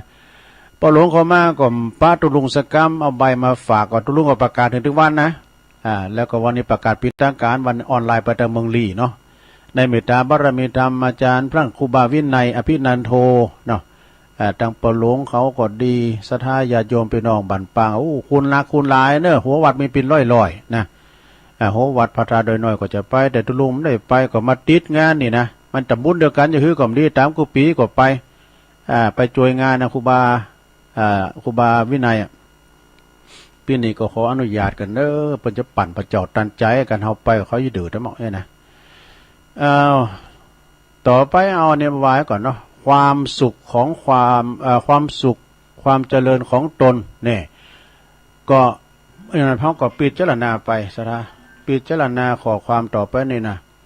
ของท่านอาจารย์ววชิระเมธีนะก็เปิ้นว่าสอนมีอยู่18ข้อหลวงนะสิ่งที่เธอควรมีนะเพราะว่าให้มีสติมีปัญญาเนี่ยเฮามีสติมีปัญญาเนี่ยโอ้ยไปไหนก็รอบขอบหมดสติคือความระลึกได้ปัญญาคือความรอบรู้ในกองสังขารนะสติเป็นคู่กับสัมปชัญญะพอแล้วเนาะนะอันนี้รู้ตัวทั่วพร้อมแล้วต่อไปข้อ2ล้อมหยังขอสิ่งที่เธอควรแสวงหาคือกัลยาณมิตรเปิ่นเนอะซะเนอะกัลยาณมิตรคือเปิ่นดีๆนะคือผูกไม่ตีจิตต่อกันมิตรเกี่ยวสหายค่ำนะประมาณนะมีมิตรเกี่ยวสหายค่ำดีก็ปาไปตีดีปิ้นกัลยาณมิตรปาไปตีกินตีตานไปตีความเจริญไปตีนักปราชญ์บัณฑิตถ้าเฮาไปคบใส่คุณพานก็จะป้าไปบ่อนพุ่นนะกะเนาะไปบ่อนการพนันอบายมุกต่างๆนะนี่มิตรนี้ก็มิตรแต่มิตรเทเมโดมิตรปอกหลอกมีหลายมิตรนะสามี14ก็มีอนามมูลีนี่เนาะต่อไปสิ่งที่เธอควรคิดก็คือความดีงามความดีงามมีหยังก็เฮาก็ช่วยเหลือสังคมแม่ลงโอ้ยเฮาเป็นคนดีของพ่อของแม่ก็ดีงามละเป็นดีของสังคมก็ดีงามละนะเป็นดีหลายอย่างนะความดีความงามเป็นความดีของความประพฤติของเฮาดีงามเนี่ยเนาะสระสิ่งที่เธอควรพยายามคือการศึกษาเนี่ยศึกษาเนี่ยหาความรู้ความฉลาด เป็นนักศึกษานิสิตนักศึกษาประเดี๋ยวนี้เพิ่นวัดกันด้วยความโหโตจบเนี่ยตุลุงจบป .4 นะไปกวาดวัดมา จบป .4 ไม่มีเส้น 100% ราษฎรเต็มขั้นบ่ได้ทำงานดีหยังก็เพิ่นตุลุงเคยเป็นจ่ามาแล้วลุงเอ้ยจ่าหยังจ่าเลี้ยงควาย จบกับปริญญาบุญลังควายนะจบปริญญาเหมือนกันนะต้องโบราจบปริญญาหยังปริญญาบนหลังควายนะปริญญาชีวิตแล้วสิ่งที่เธอควรเข้าหาก็คือนักปราชญ์นี่นักปราชญ์บัณฑิตเนี่ยหลวงเนอะเข้าหานักปราชญ์นะสิ่งที่เธอควรฉลาดคืออย่างคือการเข้าหาสังคมนะสังคมที่คุณหมู่มากคุณหมู่นักหมู่หลายโยมคุณนักคุณหลายนะสังคมนี่นะเฮาเข้าสู่วงสังคมได้เพราะว่าเฮาก็ไปศึกษาเนาะเป็นประสบการณ์สู่ในวงสังคมนะวงสังคมผ่าเหลืองก็มาหาครูบาอาจารย์นี่กะนะสังคมศรีกากีก็ไปทางตำรวจทหารนี่เนาะต่อไปสิ่งที่ควรตัดนะก็สิ่งที่เธอควรนิยมคืออย่างคือความซื่อสัตย์นี่ความซื่อสัตย์นี่นะศรัทธาญาติโยมทั้งหลายถ้ามีประจำตัวใครหันความซื่อสัตย์นะหลวงพออย่างนาฬิกานาฬิกานี่ซื่อสัตย์แต่นะถึงวันนี้กันตุลุงเหมือนนาฬิกาปุ๊กนี่นะมาถึงรับลืมตื่นนะโหลดเลยนะโหลดเจ้าน้ำจะโหลดไปเลยนะโหลดเพิ่มเจ้ากันมาติดมาถึงห้องของลูกแล้วหรอลูกมาทั้งหมดตีหนึ่งนะตุลุงหันว่าอีนะก็เพราะอย่างความซื่อสัตย์ของนาฬิกานี่ไงแต่มึงตีหนึ่งมึงห้องกูลูกเลยมาก่อห้องลูกได้นี้เนี่ยมันซื่อสัตย์นะนาฬิกาเนี่ยนะมันมีชีวิตจิตใจสิ่งที่เธอควรตัดคืออกุศลมูลนะอโลภะอโทสะอโมหะไอ้กันเนาะแปลว่าไม่นี่เนี่ยคืออกุศลมูลทั้งหลายนะสิ่งที่เธอควรเพิ่มพูนคืออย่างบุญกุศลเนี่ยบุญกุศลนะลูกนะบุญไผ่ทำไผ่ใดกุศลคือความงามความฉลาดนะก็ทำไปบุญกับกุศลมันเป็นของกูกันนะลูกเนาะบุญมาเบี้ยเฮ้ยโยเนี่ยเปิ้นไปวัดมาเนาะลุงนั่นน่ะมันขี่ไปเพกเปิ้นน่ะอยู่ขามมึงว่าชามาในนกูพอก็รอชามึงบุญติ๋มนะเหรอน่ะมันว่าแหม่งพวกว่าเปิดจะเปิ้นน่ะโจบุญนี่อยู่กับมึงแขวงแล้วเวลามันแรงมาไฟจดบุญก็หมายมาหมานี่บาปก็หมายมามงบุญไก่จะตายหมดล่ำเปิงหาน่ะอันครับเอาขันพระชูมาขันเกี่ยวทั้งสามเหมือนปอชูกันละบ่ามันเด็ดประมาตะก็เนี่ยถึงไหนสิ่งที่ควรอดทนก็คืออย่างเนี่ยคือความการดูหมิ่นประมาทนะความอิจฉาดิษยาความนินทาเนี่ยความนินทาเราหนาจะขวัญนั่นมันมีเหมือนกันหมดลงเนาะความอิจฉาริษยาและความเราหนาจะขันโลกธรรมทั้ง8นะมียศเสริมยศมีลาภเสริมลาภมีสรรเสริญมีนินทามีสุขมีทุกข์นะมันเป็นของกูการโลกธรรมนะเพราะอย่ามาซักเสริญเขาตลอดเวลาหลงเมื่อก่อนต้องมีเราขวัญกันผองเนี่ยนะนัตติสันติอนินทิโตอย่างนี้บอกว่าความคนไม่ถูกนินทาไม่มีในโลกขนาดพระเจ้าอยู่ในวัดเขายังนินทาเนาะสิ่งที่เธอควรกินก็คือพุทธธรรมไม่ว่านะสิ่งที่เธอควรจำก็คือมีผู้มีพระคุณพระคุณก็เพื่อไผก็พ่อแม่เนี่ยพ่อแม่ครูบาอาจารย์พ่อแม่นี่มีบุญมีคุณเนี่ยลงเนอะจะไปประมาทไปประมาทพระเจ้าคินเท่านั้นนี่คุณพ่อคุณแม่มี21คุณแม่มี12คุณนางป้องกินอิ่มวันคำคุณพ่อคุณแม่จะไปลบหลู่ถึงแม้ว่าเพิ่นจะเป็นขี้เหล้าขี้ยาก็ตามเด้อแม่ก็ตามเด้อนะเฮาเกิดเพิ่นมาแล้วเฮาเพิ่นเกิดเฮามากันเนาะพระเจ้าคินเนาะเด้อลงเด้อจะไปว่ายามเจ้าเด้อพี่แม่เขาจมหยังสมัยขุดเมืองแตนน่ะเฮาขุดคนเดียวก็ได้หรือแมคโครมันเอาปูนกับโลกเนาะ บางคนเนี่ยลืมปอลืมแม่นะด่าปอมปะด่าแม่มอกนอกนี่ก็มีนะบางคนวันนั้นไปหันไผไหนในคลิปกะไปขอชัดตั้งแม่มาบอกว่าด้วยนะใบหลวงแม่มันเผื่อเตะดังอึกอ่ะเป็นเรียกแม่ว่าดูโอ้อันนี้มันลูกหมอนหกมาเกิดก้าอีเนาะเปิ้นว่าเลี้ยงใหญ่มาแล้วเต้าหงเต้ากามาตอดตุ่มลาขว้างไว้เสียจ้อยบ่กึดฮอดตัวเมื่อยามหนุ่มน้อยแม่พอคอยดูเจ้าอยากตุกเมื่อกลางคืนเย็นแม่กึดนั่งลูก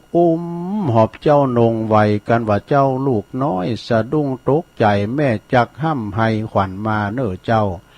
แม่จักจำไอ้กว่านายลูกเต้าสะดุ้งตื่นเมื่อเวลาตื่นพักผ้าขี้เยี่ยวนายอีแม่ก็เอาไปซักตึงตากแห้งตึงวันเลี้ยงใหญ่มาแล้วมะม้อยจอมขวัญมีใจมอยดำปากห้าวสวกกล้านี่ยามเมื่อปามานอีแม่ก็ก้องหันหน้าวังปึ้งบุญกุลลูกฮักเลี้ยงใหญ่มาแล้วกลายเป็นเพศยักษ์บอกกึดฮอดอันบุญกุล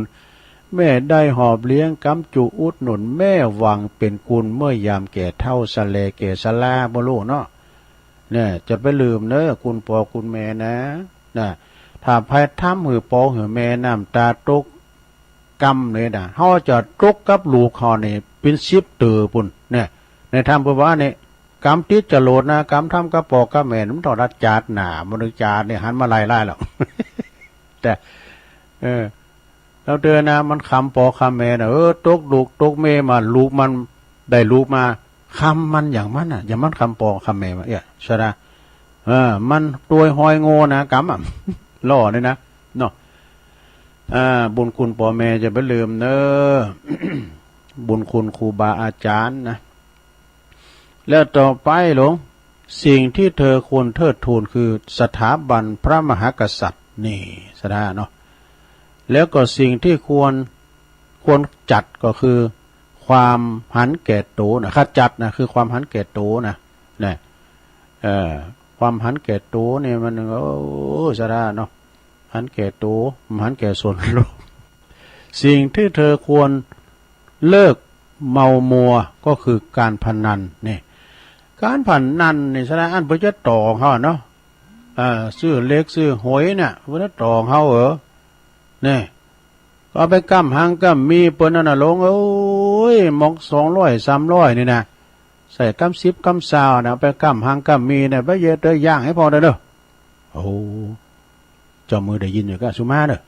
มาเนี่ยว่าไปอ้ำได้การพนันแฮมกั้มนึงสิ่งที่เธอควรสร้างสรรค์ก็คือสัมมาอาชีพ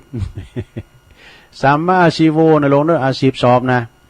บ่หลักบ่จกบ่หลอกลวงไผมาเลงชีวิตเฮานะสิ่งที่เธอควรเร่งรีบก็คือตอบแทนพระคุณบุพการีชนนี่ตอบแทนบุญพ่อคุณแม่เนี่ยกะ อย่างตุลุงว่านะพ่อแม่ตายก็เลี้ยงโดยกายเลี้ยงเปิ้นตายก็เลี้ยงโดยวิญญาณก็เปิ้นตายก็ไปอยู่ไปใจเปิ้นพ้องเปิ้นอยู่อย่างใดเปิ้นกินอย่างใดปัจจัยเหมือนลูกบ่าว4 คูณอย่างว่านะ ลูกบ่าว4 คูณนี่ปุตไปโตโลมเอาสตางค์ปอไปถึง400,000น่ะมีตังค์800,000เปิ้นปันไว้แล้วคุณแสนน่ะนี่พ่อนี่มาปะเลาะเอาไปมาคุณถ้าไปมีหยังนะขอนมีเฮ็ดแล้วนี่ เจ้ากรรมเบิ่งหมอเขากินกับพี่น้องชาวบ้านจะไปเยี่ยนในโรงเนอขอคิดถึงปอคิดถึงแม่บุพการีชนเฮานะเปิ้นตายก็ไปอยู่ไปใจเปิ้นพองนะแต่เปิ้นตายก็เลงโดยวิญญาณก็หมายความว่าไปตานโกเข่าเปิ้นนั่นกะเลยตานโกเข่าโกน้ำมือเปิ้นนะเปิ้นเรียกว่าเป็นความกตัญญูเนาะความกตัญญูกตเวทิตาคุณคือพ่อคือแม่พระพุทธเจ้าเปิ้นตรัสสรรเสริญว่าทิศเบื้องหน้านั่นก็คือบิดามารดาคือพ่อแม่ของเฮาเนี่ยนะบุตรพึงบำรุงด้วยสถาน5คือ1เปิ้นเล่งเฮามาก็เล่งเปิ้นตอบ2ทำกิจธุระของเปิ้น3ดำรงวงศกุลของเปิ้น4ประพฤติตนเป็นคุณดิบคุณดีเป็นคุณคนรับทรัพย์มรดก5เมื่อพ่อแม่เฮาลงรับขันไปแล้วทำบุญอุทิศทานให้เปิ้นเด้อนะ ตาเหนือเปิ้นบางคนในปุโตปอแม่ลุ่มหายแต่จากเป็น3 ปี4 ปีบ่เคยตานคันข้าวหือปอแม่แต่คันเดียวแน่แล้วมันน่ะเมมยักมากลับมาจูเฮามันกินมันตานตานหาปอหาแม่นะเทวบุตรเทวดาเฮาโด เนาะพระคุณของพ่อของแม่นะไปลืมกันก็แล้วกันขอบคุณหนังสือดีๆเนื้อของปอครูศรีนวลแก้วสุขบ้านน้ำดิบน้อยนะแล้วก็ข้อคิดวันนี้ขอบคุณทางท่านอาจารย์วชิระเมธี เอามาข้อคิดนะความจริงปกติเขียนมาหน่อยตุลุงก็แมวไปแถมนี่นะขอบคุณอาจารย์ศรีนวลแก้วสุขโดยมปพยาเหตุลุงครูดีเด่นจังหวัดลำพูนอุบาสกดีเด่นจากจังหวัดสิงห์บุรีนะแล้วก็ผู้สูงอายุศูนย์ผู้สูงอายุดีเด่นจังหวัดลำพูน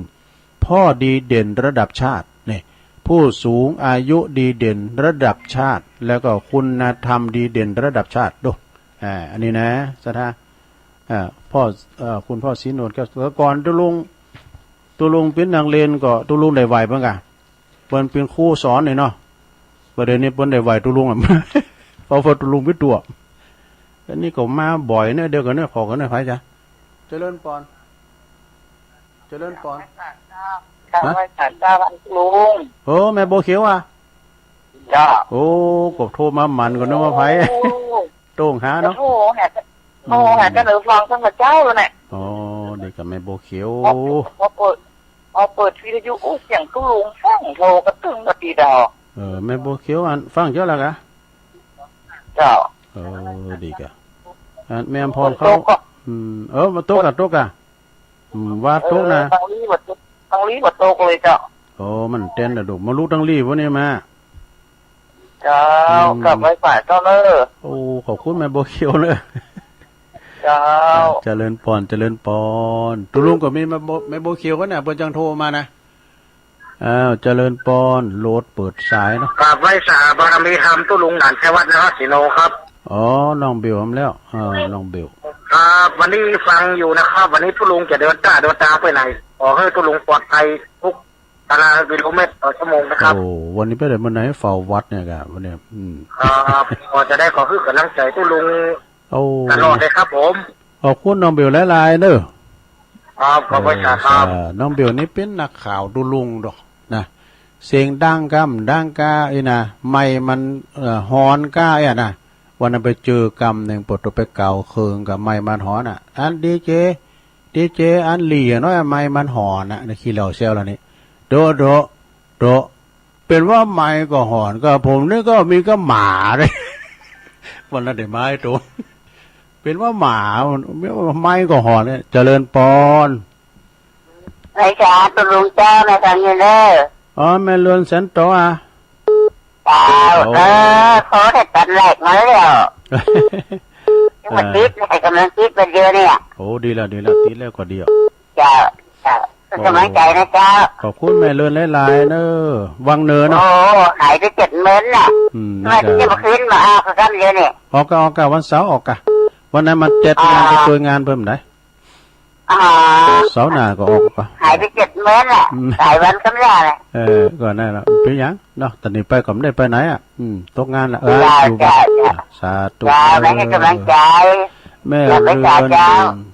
รือนแสนต่อสายยังแน่นอย่างนี้ปอถนัดอะไรกันน่ะครับผมปอถนัดมาแล้วปอถนัดนี่ก็ใจแล้วครับพี่ลุงครับฟังตั้งแต่เช้าแล้วครับวันนี้พี่ลุงออกหลายช่วงแล้วครับถึง7 โมงตั้งแต่ตี 3เนาะปอถนัดวันนี้ลูกสาวนึ่งข้าวจะไปจานข้าวน้องครับผมดีแล้วอันแม่โบกี้ครับผมเป็นกำลังใจพี่ลุงนะครับแม่โบกี้สาธุแม่โบกี้เมื่อก่อนนี่ก็เป็นแฟนรายการโทรมาอย่างนั้นนะครับเพิ่นเสียงบุญไว้เนี่ยปอถนัดนี่เป็นน้องไปต่างกกเขาอนุโมทนาบุญด้วยเด้อเจริญปอนคงเป้าครับวันที่16ผมก็ไปเดือนหน้าเดือนเมษาครับไปไหนน่ะวัดสันเมืองครับพอไปป้ากับท่านนอกโอเคได้ครับจะได้ขอคือกำลังใจครับครับ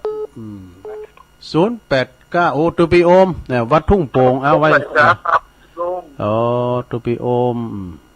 ครับตัวลุงอยู่นะครับเจ้าตัวลุงงาน ประกาศงานให้เราเหรอครับผมครับแล้วก็เปิดมีโปโตชูเมเกอร์กันเด้อเนี่ยก็โดเรมอนด้วยนะเนี่ยก็บอนมอนแบนในมอนแบนซอคณะเนี่ยก็แจ็คชัยวัฒน์ได้ซอตุลุงอย่าไปซอนะแจ็คชัยวัฒน์สะบัดตองเนาะเจริญพรไวสาครับสาธุเอาโทรมาก็ได้นะสนะเปิดสายแล้วนะ0899556506เจริญพรฮัลโหลเจ้านี่ฟังจากบ้านกุยเด้อเจ้าบ้านกุยมีท่านใดแม่อำเภอหยังจังหวัดลำปางอำเภอเมืองเจ้าแม่หยังกุยลือแม่หยังแม่บนน้ำเจ้าโอ้แม่บนน้ำดูฟังเรามีความสุขขนาดเลยเนี่ยแต่มีต่อมื่นแล้วเนาะแม่เป็นลือเป็นลือเจ้าที่ท่านพระครูในที่วานนท์นะคะลือกับย่องกับพี่น้องกันน่ะนี่อยู่ลำปางลำปางบ้านกุยลือเจ้าบ้านกุยเนาะจ้ะบ้านกุยลือโอ้ดีจ้ะก็ลังได้ยินหนูก็คุณเคยโทรมาสักเตือนเนาะโทรติดแง่เขาสายมันว่างเลยอะจ้ะโอ้ดีก็ติดแล้วลองดูเนี่ยเนาะเจ้ามีความสุขเจ้าขอบคุณเจ้ารักษาเน้อเจ้าดูธนาแม่บนนำนี่เป็นลืออยู่บ้านกุยลือเนาะลำปางเจริญปอนไปจ่ายเจ้าตุลุงเจ้าเจริญปอนแม่อยู่ตั้งใดแม่อยู่ข้างกันยานีลำปางนะเจ้าเป็นกำลังใจนะเจ้าอันนี้แม่ยังก่อแม่วลีเจ้าแม่วลีเนาะวลีเจ้าอยู่ที่ไหนก่ออยู่ข้างโรงเรียนลำปางกันยานีเจ้าข้างโรงเรียนเนาะเจ้าฟังธรรมก็มันดีเนาะเป็นกำลังใจให้นะเจ้าขอบคุณแม่นางเด้อเจ้าไว้จ่าเจ้าตุลุงเจ้าโธ่มันให้ตุลุงกับแม่นมาให้เตือนกันครูบาอาจารย์เปิ้นวางก็ตุลุงแตนไปกะพระครูอภิวัฒนวิกรมเปิ้นไปปฏิบัติหน้าที่ศาสนกิจต่างจังหวัดเรื่องตุลุงแตนพุกเข้ามาละเจริญปอนติดแล้ว0899556506พี่น้องโลโทรมาติดแล้วเนอะเจริญปอนสายต่อไปเข้ามาเจริญปอนจ้าภาษาเจ้าตุลุงแม่ยังหน่อมะขาวเจ้าแม่หลงสายฝนเจ้าตักพิษแล้วกันเมาเลยจ้ะ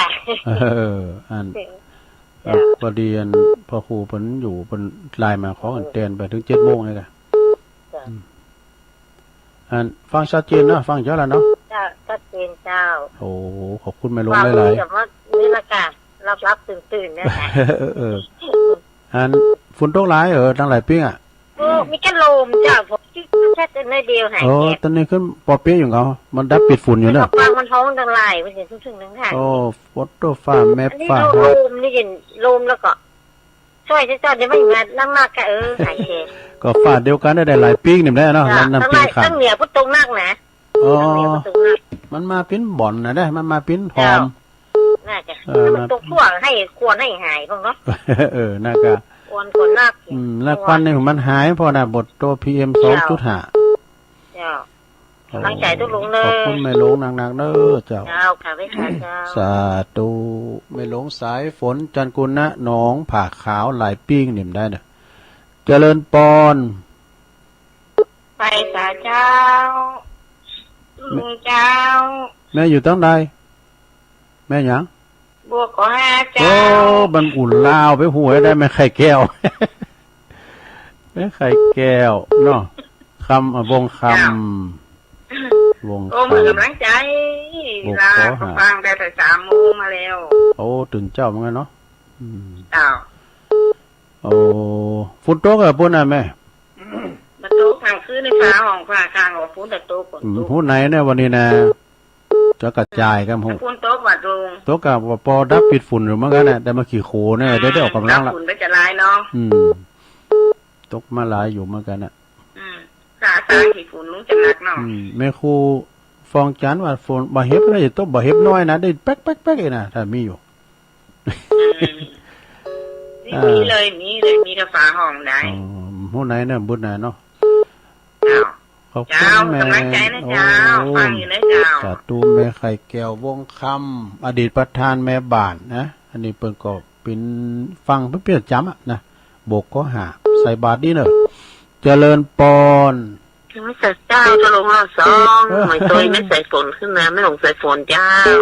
ตอนนี้ป้ากันนะไปเล้งลงทานอ่ะมันให้การก็มีวันที่5 ที่ 6นี่นะเจ้าประกาศแล้วเหรอเจ้ามีดนตรีมีอันลำวงนะเจ้าดีกะพระครูสิริจิตตาภิรักษ์กับแม่สาเจ้าสาธุสาธุเจ้าแม่สายทองธัญแก้วป่วยการเนอะเจริญปอนไว้สาครับฮะอยู่ตั้งใดทีนี้มังคลาจารย์โอ้ปอเศษครับพระพุทธเจ้าระบดิษฐ์รอบ2พี่แล้วก็ปอเศษอยู่แก้วเนาะ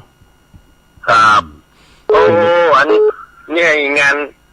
นี่จะมั่วนะเด้อฝนตกพี่เนาะน่าตกมาก่อนเดินปิงนะเนาะครับบ้านนั้นวัดศิริก็เดินปิงเนี่ยกันเนาะ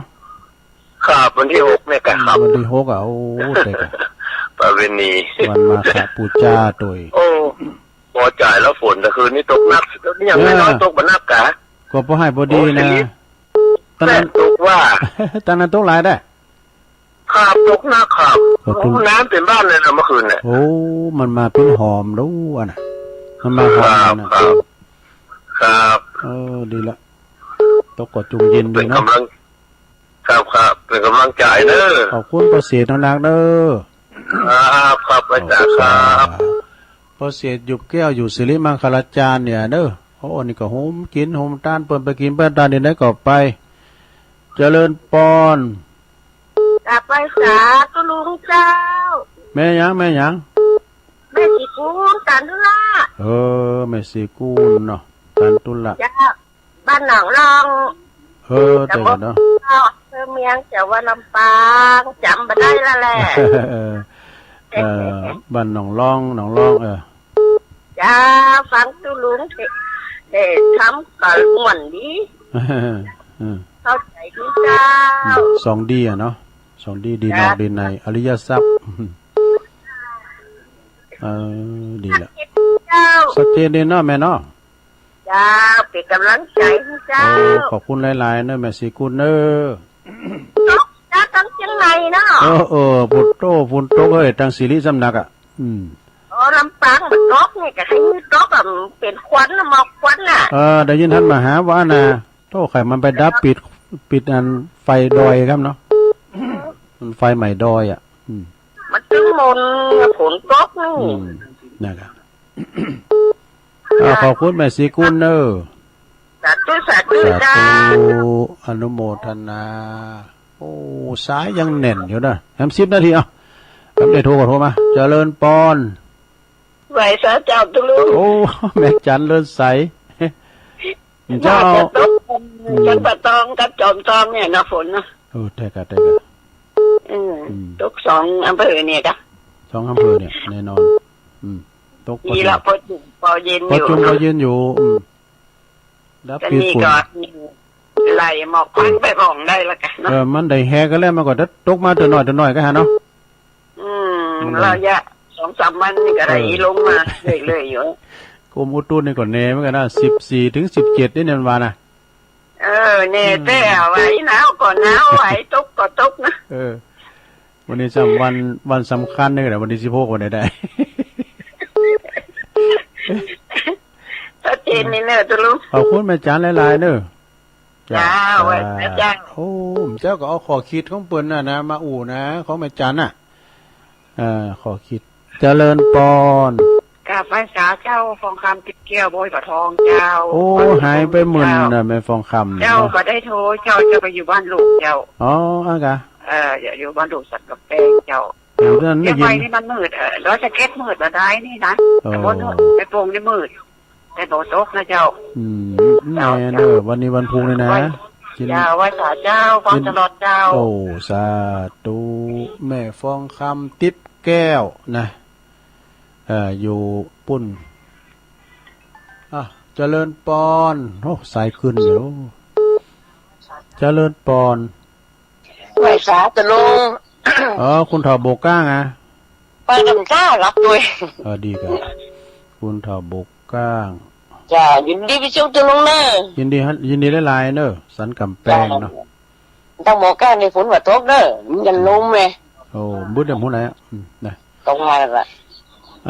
ขอบคุณแม่คนเท่าโบกก้างเนาะโอ้42 สายแล้วนะต่ำเจ้ามานะแต่เมื่อปุ่นนะแต่เมื่อ3 โมงกันนะเนี่ยไม่ใช่ว่ากำเดียวนี่นะอันนี้ตันใดจ้าเนี่ย862เจริญปอน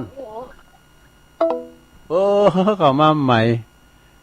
มันตัวลุงกับเย็นอย่างมันเนี่ยมันรุดไปคนเดียวมันนะเอาทำสาย2 สายก็สมควรเวลาเนาะเจริญปอนเครื่องดับไปแล้วสลบไปด้วยกันหมดละก้าฮัลโหลเครื่องดับเป็นหมดแล้วแหละตุลุงเครื่องไหนก็เครื่องที่ตุลุงออกวิทยุนะกะแม่อยู่บ้านไหนโอ้จะแม่จากะโอ้แม่จ่าจะจริงใจแม่จ่าอยู่ไหนตาไปจังไหนแม่จ่ามันดับไปแล้วดักว่าแล้วกะโอ้ยเป็นแบบคืนมันดักแม่ฟังไหนคืนไหนจ้ะแม่ฟังคืนไหนแม่ฟังคืนไหนคืนหัวใจอ่านคืนหยัง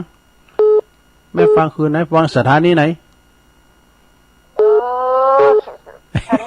นี่ไหนนี่เตียนโอ้ยต้องซักก็ปรากฏปิดอะกะเพราะมันเลยมันบางสถานีปรากฏปิดนะ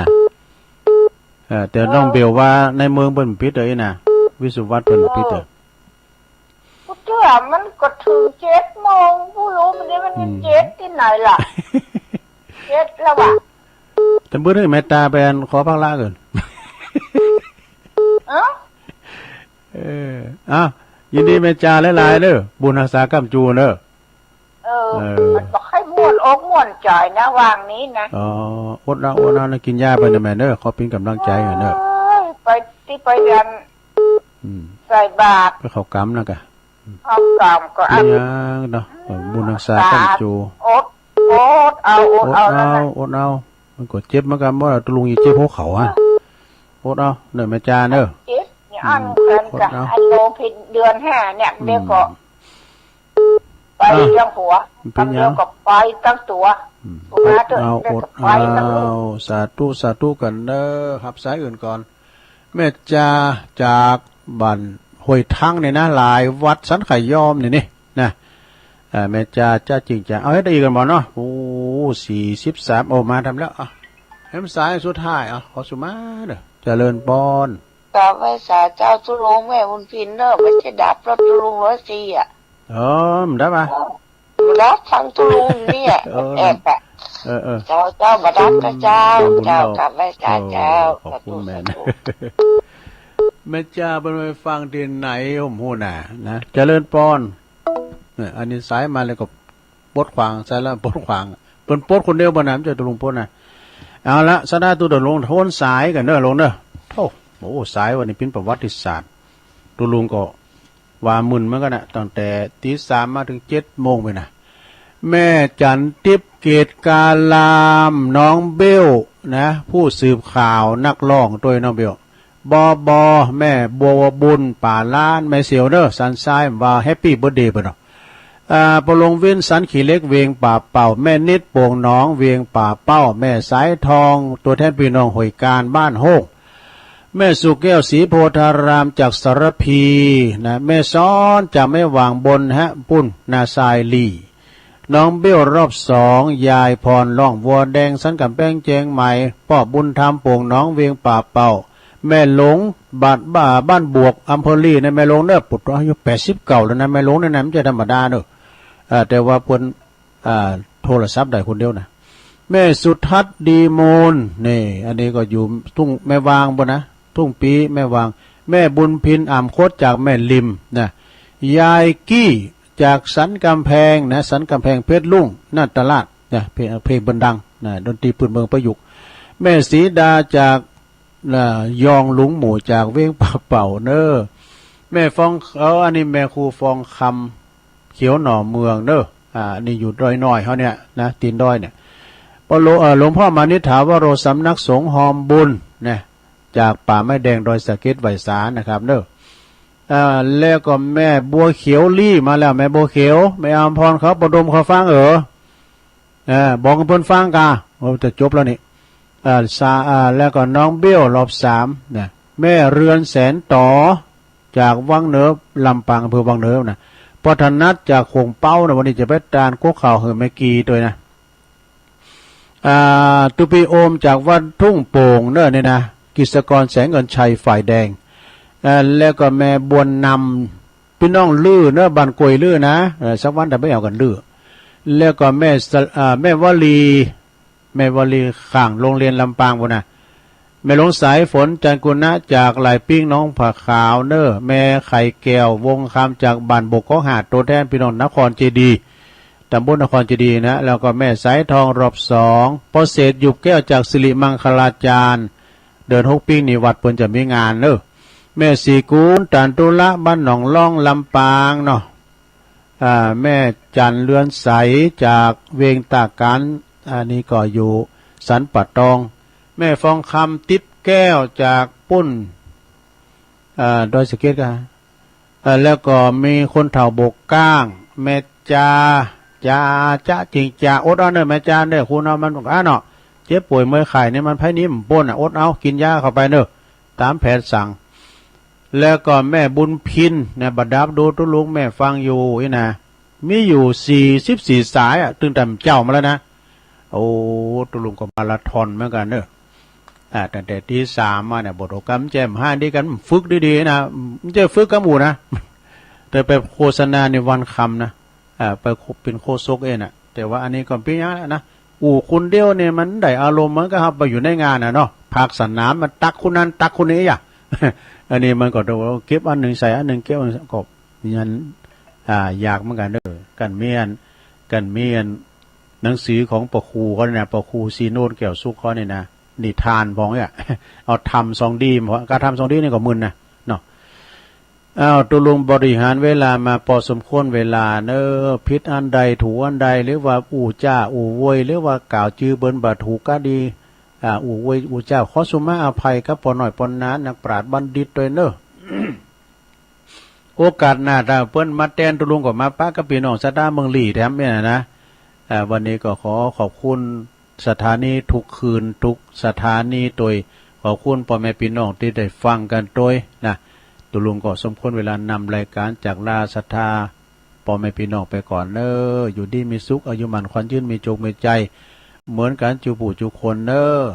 สัพพิติโยวิวัจจันตุสัพพะโลโกวินาศตุมาเตภวัตวันตรายโยสุขีติคายุโกภาวะอภิวาตานาสีลิสานิจังวุธาปจายโนจัตตารโอธรรมาวัฏันติอายุวันโนสุขังปะลา